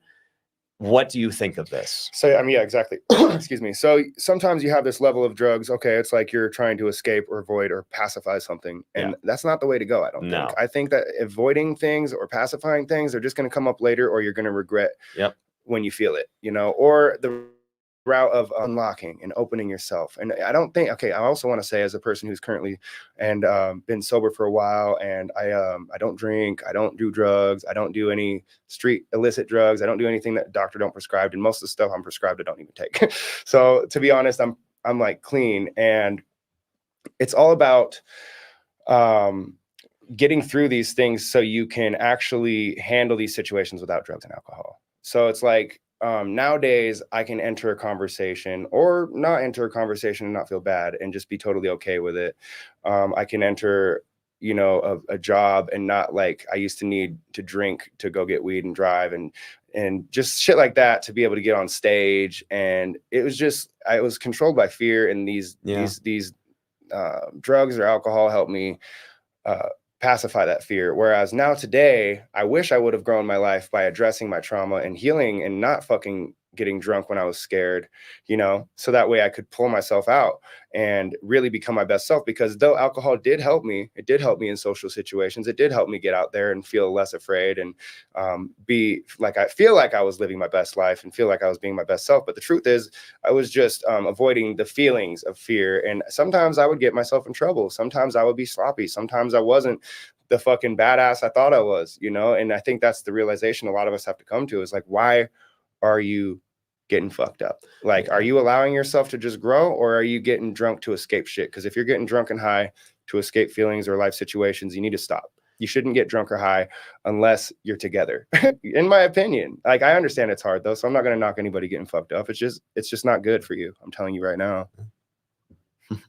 Yeah, that was actually might be getting a little ahead of yourself, because we were saving the story questions for the end, but you kind of hit on one that I was going to get to, is that, yeah, it did sound from the stories that I heard that you a lot of times felt called to drink, take drugs when it was in relation to a performance. And knowing what you know now, it's like, well, I mean, you kind of just answered most of those elements, but it's like, you know, do you believe there was a more grounded way to approach? Like, you know, looking back, if you were to talk to that version of yourself now, like, here, you know, you just said, don't do that, you wish you didn't do that part. Do you have a different path that they could like ground into this or practice this? Or I mean, not many people who get high are going to like my answer, but like, bro, it's God. God's the answer. Love is the answer. And it doesn't, everything changed for me. I don't know, maybe I was just spiritually uplifted and awakened, or maybe I did the work. I don't really know, but there was just a moment where God was enough. And it's like, I don't need drugs or alcohol. I don't need unhealthy relationships. I'd rather be alone. I don't need bad business deals. I don't need anybody filling me full of lies and bullshit and anxiety. You know what I need is happy, chill people that are trying to do what they love. You know, you do you, I do me. If it happens that we come together and do some shit, that's dope. You know, that's kind of the life I want to live. And being sober is allowing me to like explore it and understand it and remember it. And I just feel like the energy you get from working out and being sober is so much better than the energy you get from drugs and people pleasing and stuff like that. You know what I'm saying? That I like to please people, but when it gets toxic, I mean, when you're not pleasing yourself or setting up boundaries, it gets really unstable. And I don't really ever want to be unstable again, just from my personal experience. All right. Well, so we are getting kind of into some time. I did want to touch on some other stuff about like thought and making sure that you control the emotions that you get into. We're going to probably move on to the questions just so we run through those and get out of here at a decent time. Yep. But when we're talking about what you put in your body, it's not just the food, it's not just the music, it's not just what you see on TV or what you allow your kids or family to see. It's literally the thoughts that you engage with. let them run like a river, man. You're supposed to sit back and watch them. You're not supposed to grab one and let it run around your head. Yep. And you're not, and if that's the case for you, like me, I have constant thoughts, music going through my head. Always something going on up there, usually 5 or 6 things. But the point is that you can learn to sit back and be the observer and be the watcher. And negative emotions, negative feelings are actually a lot stronger frequency and vibrational wise than positivity. I think it's like 10 times stronger. So that's why negativity is more appealing. And a lot of people, before they're unlocked, before they're activated and self-aware, they're attracted to negativity. It's like if somebody talks shit or somebody shows you love, you're going to snap back at the person who talks shit instead of saying thank you. And that's backwards. If somebody's talking shit to me and somebody's showing love to me, I want to look at the person showing love and engage with them and show them love back. I don't even want to worry about this person no more. Mm-hmm. Back in the day, I'm like, fuck you. Hold on. It's like, it's just backwards. So really just try to focus on your thoughts and not just what you put in your body. So we can get back onto this kind of stuff another episode. We do these every week. This is Unlock the People. I'm Statik G. This is Sindbad. Yeah. We actually do this every Thursday. And so if you guys want to watch next week's episode or any of the previous 9 episodes, feel free to go back and check them out if they're available, and go, dig into the story thus far. But if you have not, then these questions are still going to be able to be understood without having to know my story, I think. And if you want to go get the full context, again, go check out Unlock the People. We're on Spotify. We are on YouTube.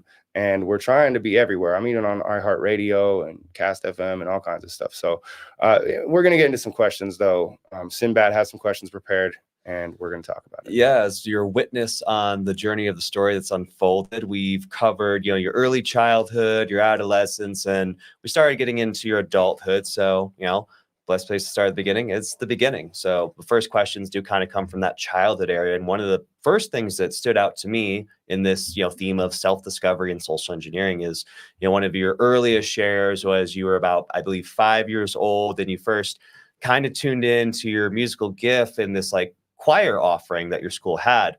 But you only got to do it for so long because of all these sort of external elements, money being an element, the, school itself being an element.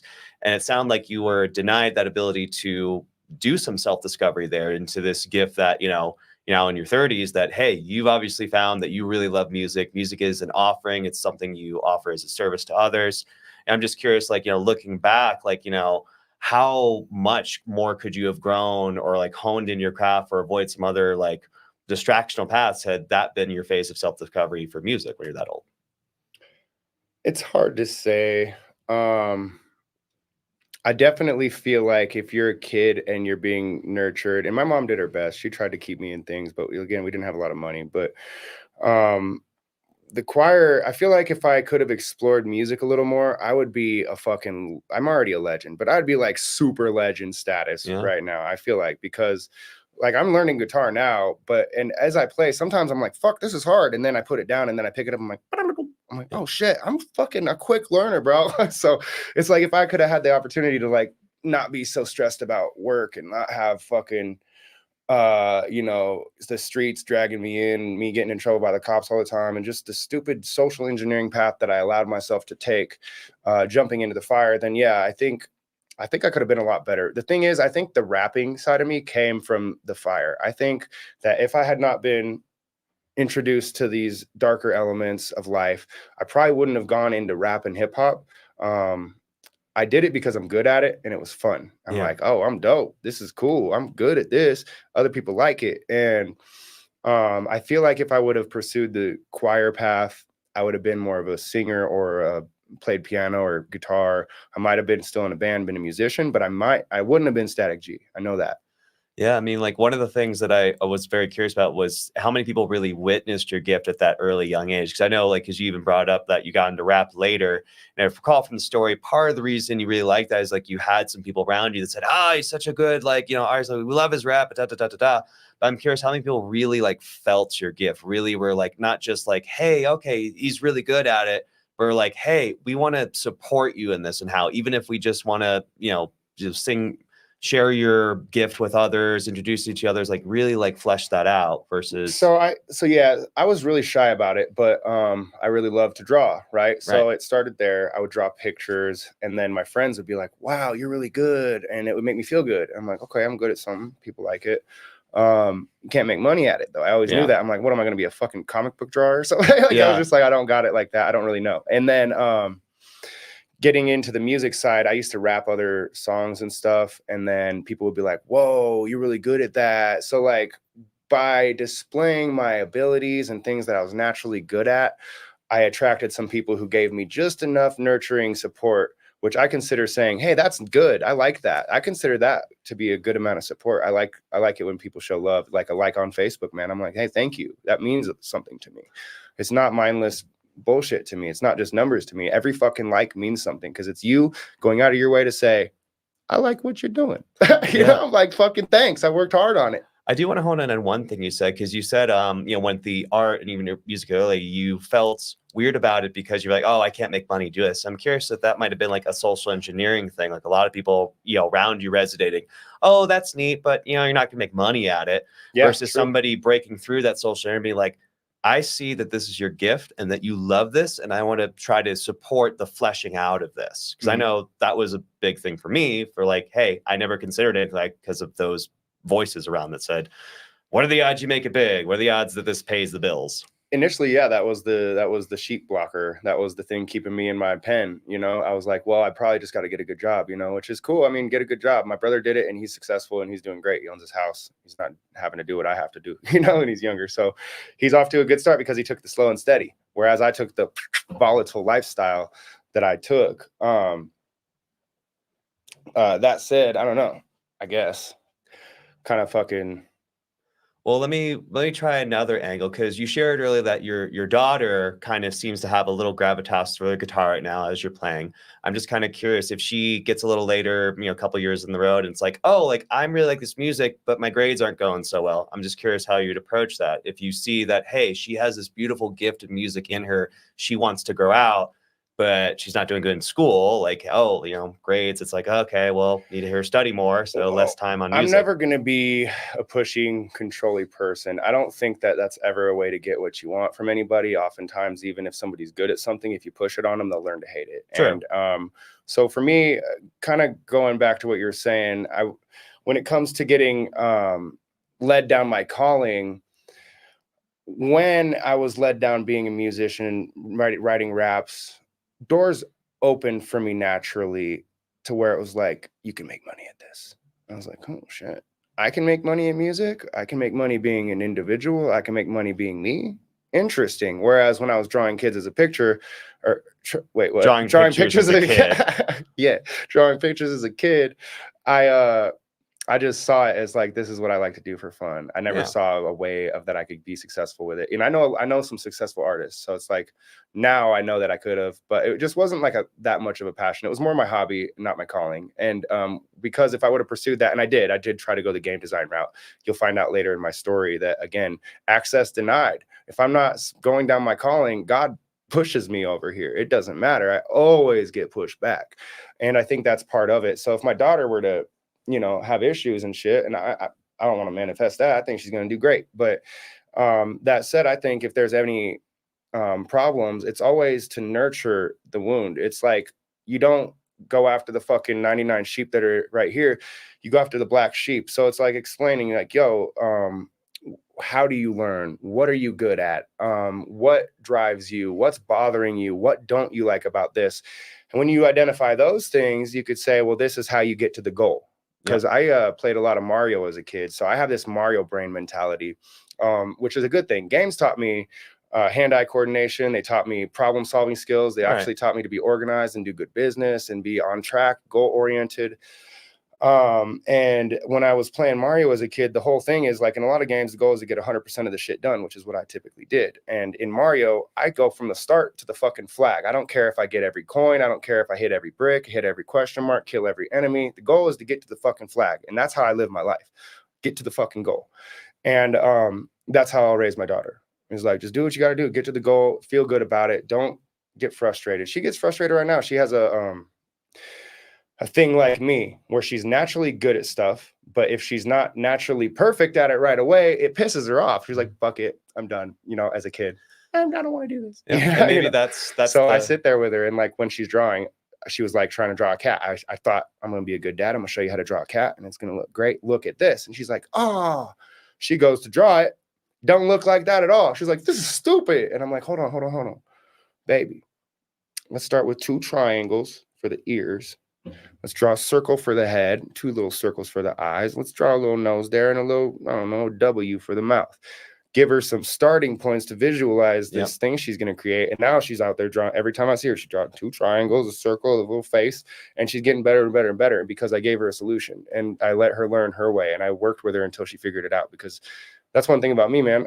I'm a very smart individual, but if I don't know how to do something, I won't do it. I'm like, fuck this. I could do shit that I know how to do and be good at it. Why would I want to do something I don't know how to do and suck at it? Yeah, but I think you kind of dawned on, at least more where my perception with a lot of this goes, is that when it comes to those kind of growth opportunities, that is the point. It's like, hey, the child knows they want to grow to this end goal, but they get frustrated with the path. Yeah. That's when it's like, okay, you go and you help them grow, versus the things, the light hobbies, like, okay, I go to here, I don't feel like going any further. When they're just kind of enjoying there, I would define that more as like the hobby, the joy of the thing. But when it's something like that, of like, you can see they have a hunger to grow, and their barriers come in different flavors. Maybe it's a personal frustration. The growth is uncomfortable. Yeah, I'll so they put it don't like want to this do that too. for Also, like, okay, so my daughter watched me play guitar. I'm sitting there learning. I'm like, this shit's hard. Yeah. I already know, and I get frustrated. I'm like thinking of her like me. I'm like looking at myself playing the guitar, like, God, I can't, I'm having troubles. And then I do good the next time because I understand I can put it down. My brain will do the work while I'm asleep. I'll come back to it. And she is never going to know that if she doesn't get out there and get frustrated. So we already got it. My brother or my mom got her a gift for her birthday, because me and her have the same birthday month. And she asked for a guitar, and she has a blessed birthday to where it's like right around tax time and everybody's doing okay. So she gets what she wants, and she wanted a guitar. I got her one. Well, my mom did. But, at the end of the day, I know that she's going to struggle at first and that she might not even fucking like it. But at the end of the day, she's going to have it and have the opportunity to try. Yeah. And if she wants to get frustrated and learn how to do it, awesome. Now you have a new skill. Yeah. Skills are what pay the bills. Yeah. And the more you desire to grow the skill is the key. As long as you still have that desire to grow and to push yourself further, that's when it's like the knowing of like, oh, I should, work at this because I see in the future, like, this is where I want to be. It sucks to get there. And that's when, support comes in and, discipline comes in and aid comes in to like help with that growth. And I would contrast it with things where it's like, you don't see or you don't desire to go any further. The only reason you're going any further is because somebody told you. That's when it gets hard. So I feel like social engineering is what is so killing for a lot of people. And I think work is good. I think unity is good. Serving people is good. But you got to do something that also serves yourself. Like I've done a lot of jobs, but there's some that I really loved. And outside of music, just because it served. For example, I like to be outside, I like to drive, and I like to see people, but not deal with them. Right. So it's like I had this job that was just perfect for that. And I'll tell you guys down the road what it was, what jobs I hated and all that shit. But anyways. But you pretty much dawned on like the contrast that, not everybody can make their gift also their service to others. Not right away, but you can start. You can start by getting a job and then finding what you love and then doing it in your free time. And if it kicks off, cool. If not, then you have something you love to do after you have to do what you don't like to do. And that's the whole point. It's like finding a job you're good with that can feed the thing you love. But if all you're doing is doing a job for just surviving or because other people told you, and it's not feeding something you love and you want to grow at and you want to. If you're not happy, make a change. Yep. Basically. All right. Well, the next question I had was, which we can kind of lead off of that because we were talking some parenting and some self-discovery angles, is some of the barriers to that can be when there's not the room, there's not the allowance, there's not the ability to grow. And I heard from your story, as early as 9 years old, it felt like you were taking on the responsibility as man of the house because, your father was not at home at the time. I believe he was in jail. Correct? He was in and out of jail. Yeah. My mom was working all the time, and she had toxic boyfriends, toxic relationships, and a lot of times I had to beat up her boyfriends for abusing her. Yeah, and that was one of the questions I had is like confirming with the whole, in your early childhood, it sounded like you did not have the breathing room to explore and go on your path of self-discovery. Then I'm curious if you felt at those points like, hey, did you feel you couldn't be the child because you had to be the man The of the adult. house? Yeah, I totally felt like as a kid that I was the adult. And that's nothing against my family. They were socially engineered to go wild. You know what I'm saying? Like this was injected into their generations, right? And they didn't even know what was going on. So yeah, I definitely feel like when I became the chance to, I found myself, and it happened to be in this musical industry, that I was like, cool, I want to be a kid now. So the cool thing is that I got the responsibilities of being an adult as a kid. So I knew how to be an adult from a young age, but I also now wanted to tap into that setting free and going, being wild and fun and just doing all the shit I felt like I didn't really get to do, not just because of being the man of the house or whatever, but also because of fear and fear of getting out, and fear of meeting people, and fear of being myself, fear of being rejected, and just all those things, man. So, and those are indoctrinated thoughts that come from being in broken homes like that. It's just, you can't really avoid that mentality until you heal. And I think as we grow, when it's time to heal, we're like, okay, well, let's just get drunk and go party and forget about it. And then I'll wake up in jail, and then let's go through some probation and do some therapy, and then get off, repeat the process, do it again. It's just like, it's this cycle. It's a trap. It was a trap my dad was in. I'm grateful he got out.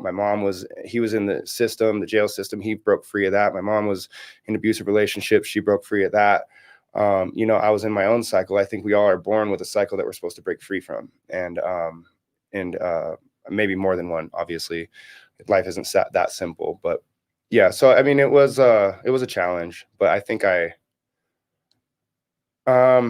because of who I became, I wouldn't take it back. Well, I mean, I'm glad that you found where you was, but I also am just like curious, like how much pressure you might have felt that young. Like, were there anybody that were in your corner? Like if you're 5, 9 years old, even trying to take on the responsibility of man of the house, teaching yourself various responsibilities. Yeah, I guess if I would have been more vocal, I was always kind of like raised on this "don't speak if not spoken to." So like I've always had this thing. It's like, if I have a problem, I deal with it myself. I never really spoke to my families about my suffering or my emotional suffering, because like we had the thing is like, smile, get fucking through it, that typical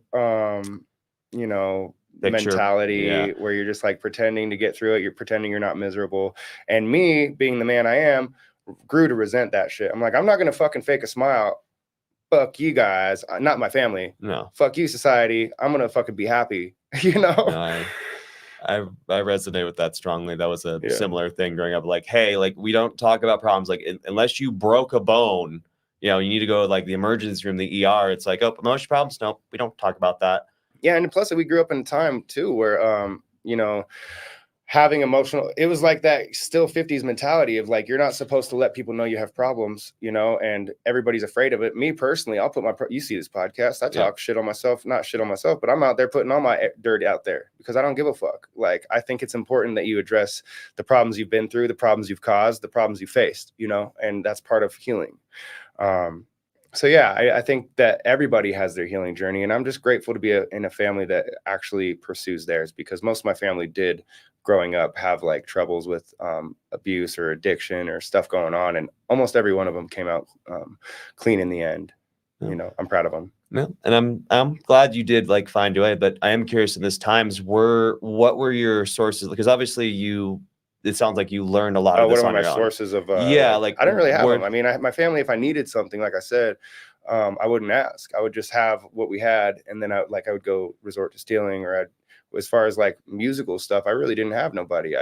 My mom, she was a reporter and she drew pictures, and my dad, he wrote poems, but nobody was a musician. Nobody was really on the path that I was on. Even to this day, I'm like the black sheep of the family in the sense that I go do my thing, and it's totally not what anybody else does. Nobody else is making music and buying crypto and living this crazy ass life that I live. But it's cool because this is the life for me, and they live the life for them, right?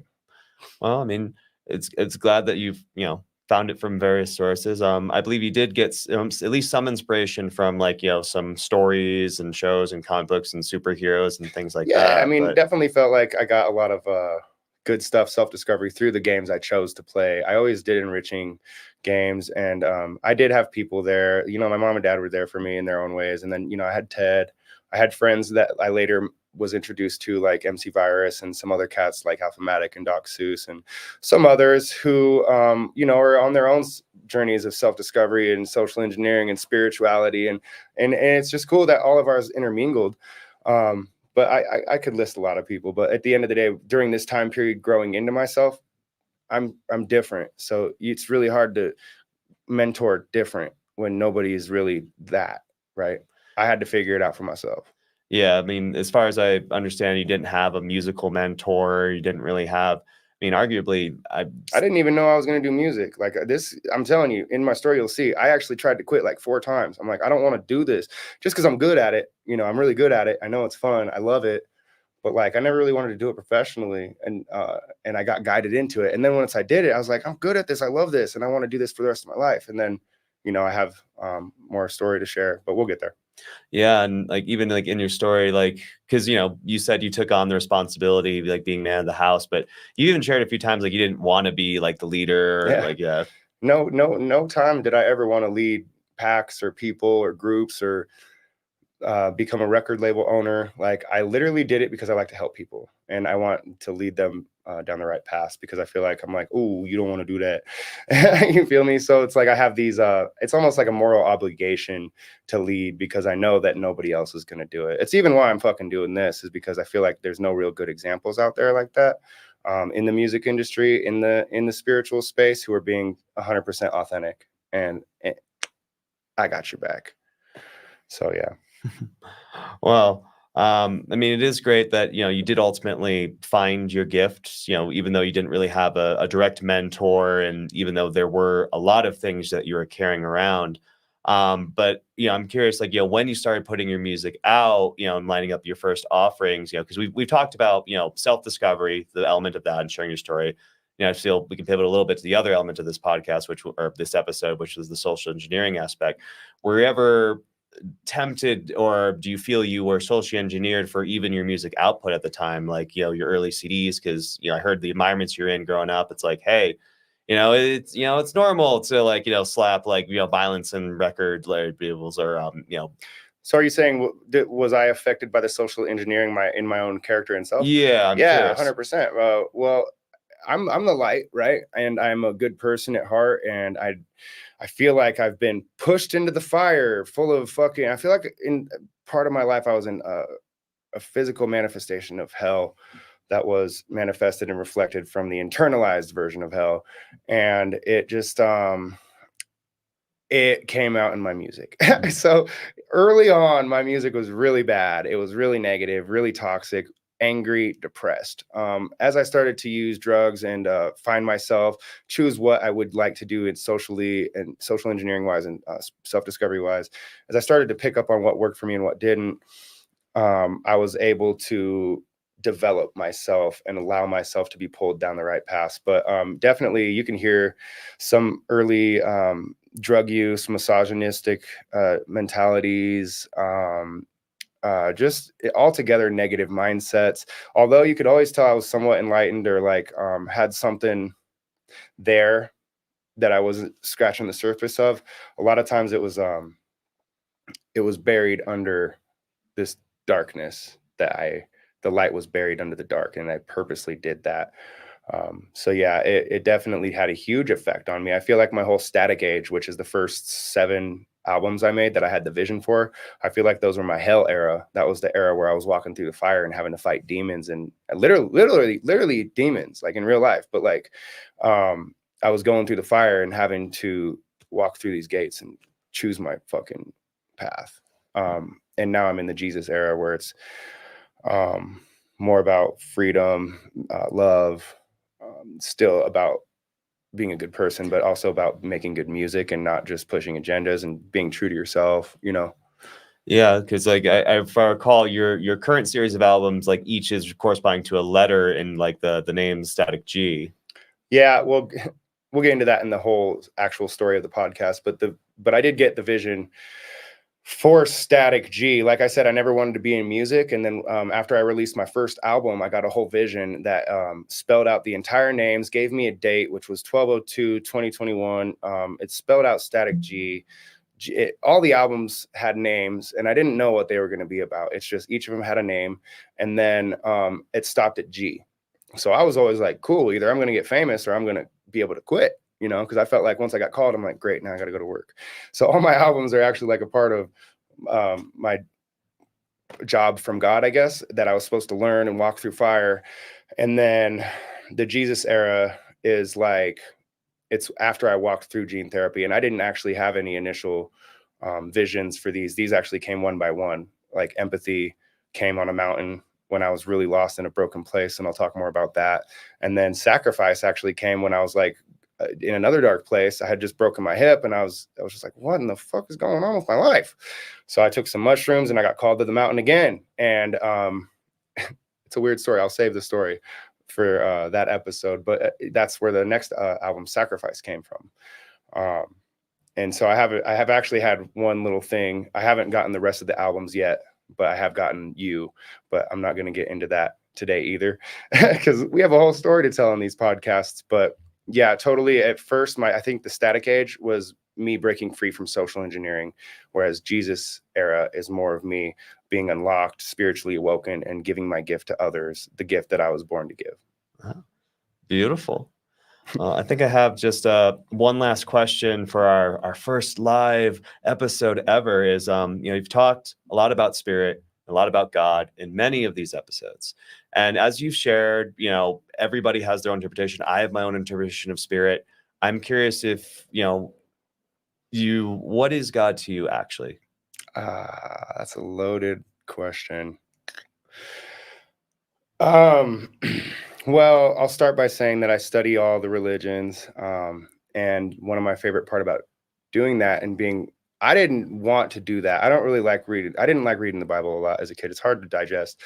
But when I had my spiritual awakening, I got called to it. And all I had to do was read the Bible and read the Quran and study Buddhism. And then I was like really taking this in. And I started to absorb all this spiritual knowledge and realize that there's one God, right? It's the spiritual creator. I think that the universe is the mind of God. It's like music being played, and it's just like all these different notes and things going on.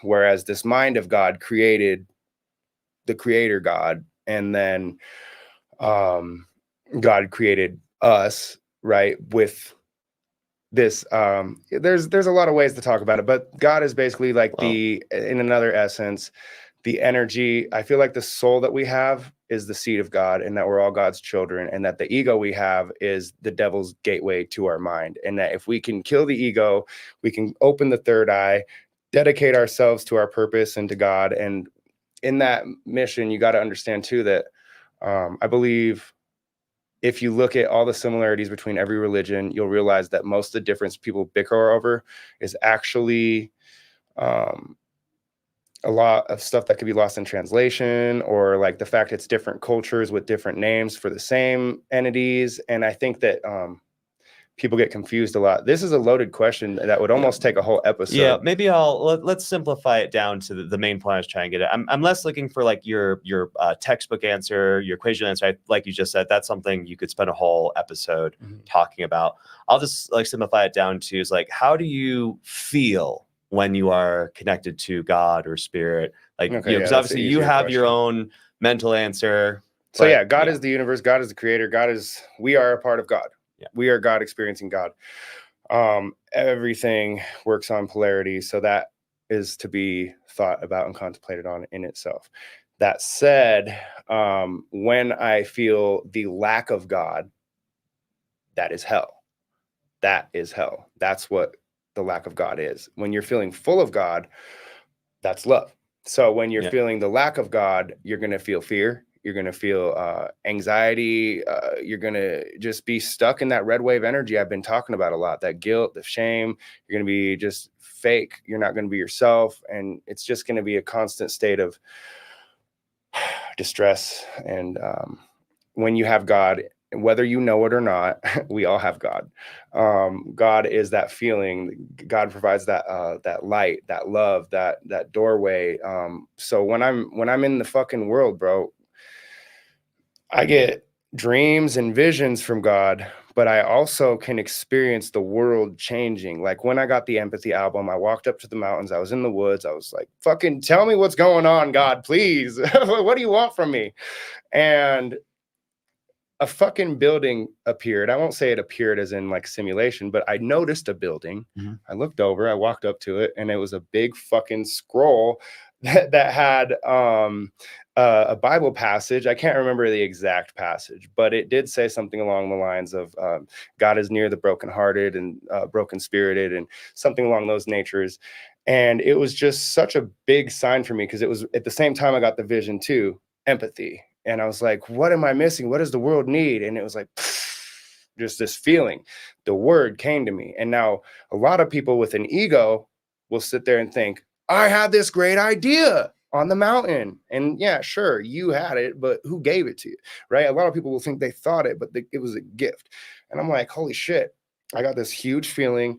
And when God is with me, I call it filled with the Holy Spirit, because when I take a deep breath, it's like I breathe in the fucking world and release it. And then I just keep the shit I want, and all the shit I don't want is free from me. And when the devil has his foot on my neck, I can't fucking breathe. Literally, like I can't take a deep enough breath to feel like I can breathe, because it's like the oxygen is stripped from the air. And that's a lot of times when demons or the devil or people, negative energy that are sucking my life out of me, are present. And that's how I've learned to know, is like, are you sucking the life out of me by being near me? That's the devil, you know. And I'm not saying people are the devil, but they're influenced. And the demons, the devil, they'll walk through people. And just like God will use you, just like God's using me right now, the devil will use people too. The devil, like, however you want to fucking say it, energies, fucking actual beings, you know, whatever. I believe it's both. But the point is that this whole world we're in is engineered by God, and this world is the devil's. So it's like we have to understand that we're being judged right here, right now. Everything we do, sins weigh us down, temptations lead us astray. And when you get distracted and you lose God, then you honestly are inviting demons, because you turn to alcohol and drugs and start drinking. You start being in abusive relationships because you don't feel like you're going to get love anywhere else. So you're taking it wherever you can get it. And you find these jobs that pay the bills because you don't have enough energy to pursue your passions. And you always end up in this place called hell. That's what God is. God is the lack of hell. God is when you're doing what you're supposed to be doing. God is good. God is good all the time.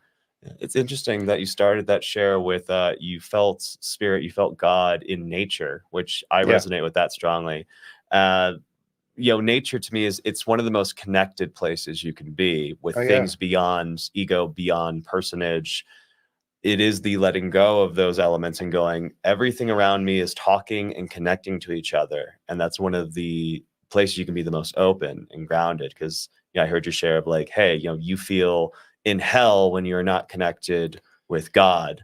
You know, and you then connected when you went into nature, when you let go of a lot of the egotistical, when you let go a lot of the when you submit to God and ask for help, you know, you pray. And that's a big thing too.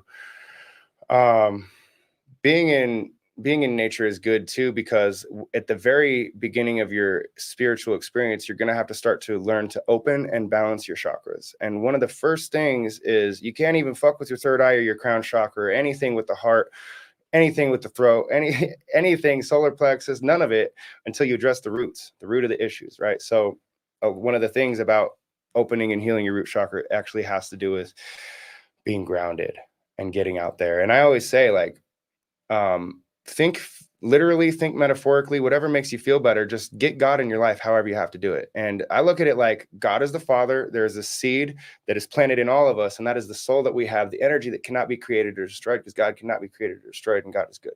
Then we also have the Mother Earth. This is our physical body. This body is holding the fetus that is our soul. We're supposed to develop this soul and become somebody. And this spiritually charged person that we become is the person we're supposed to become. Now, through temptation, through other things, sins, and all these things that can lead you astray from your own purpose and from God, they will be designed to keep your soul from growing, to keep it from being watered, to keep it from escaping. And then when it tries to get up, when you die, it's weak. It can't go. It's going to come back down, and you're going to be reborn in whatever situation. And I know that my beliefs are kind of a mixed belief of everything, because I believe that the truth is actually found in all religion and all scripture and all spiritualism. And if you notice, if you actually study it all, a lot of it's similar and the same. And I wonder why that is. It's really interesting and not hard to figure out. So for me, it's kind of funny that all of us as humans sit here and bicker about differences instead of celebrating our similarities and our uniqueness. Fuck. And I think that might be a beautiful sentiment to exit out on.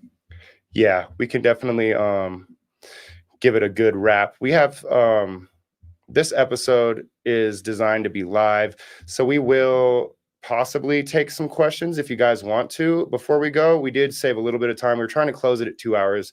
I think Sindbad had some more questions, so we'll probably come back another episode and get more into it. But it looks like, let's see if anybody has some questions real quick. If anybody's viewing right now and want to ask something, we are actually reading the comments now. I had to put them aside, but I see we got some love from old Epidemic Media. Shout out to my man. There's Louie. Yeah. Misty Lambert showing love. Thank you for popping in. We got Lil Jazzy, Striker. That's what's up. Coming back to watch the full episode later. We got Drew in here. Everybody's doing pretty good. So I hope you guys got something out of this episode. I know it was a longer one. 2 hours is a long time. But I feel like part of unlocking your person, unlocking your spirit, finding your main character energy, connecting with the source, doing what needs to be done requires patience. You have to sit there and learn. You have to sit there and take in some knowledge. And the problem is that nobody wants to learn. You're always go, go, go. I'm just saying, take a second, sit with me and Sindbad every week, once a week for an hour, maybe two. And we will slowly start to plant these seeds that will unlock you mentally and spiritually. And I can promise that if you take a little bit of time with us, at the very least, your perspective will improve and you'll start to see more clearly. Hopefully I'll activate your third eye, but at the very least, we'll help you see a little clearly. A little more clearly. All right, y'all. Anything any last words, Sindbad? Just that, growth is uncomfortable and healing hurts. I decided to steal your exit out. Shit. On the fly, you got to come up with something new. Boundaries, for a live episode. Bro. Oh my God. No, I'm just kidding. Nah, that's it for episode 10. Remember, growth is uncomfortable. Healing hurts. Stop avoiding the work. It's time. This is your sign. Sindbad. Good night, everyone. Much love. Stay blessed.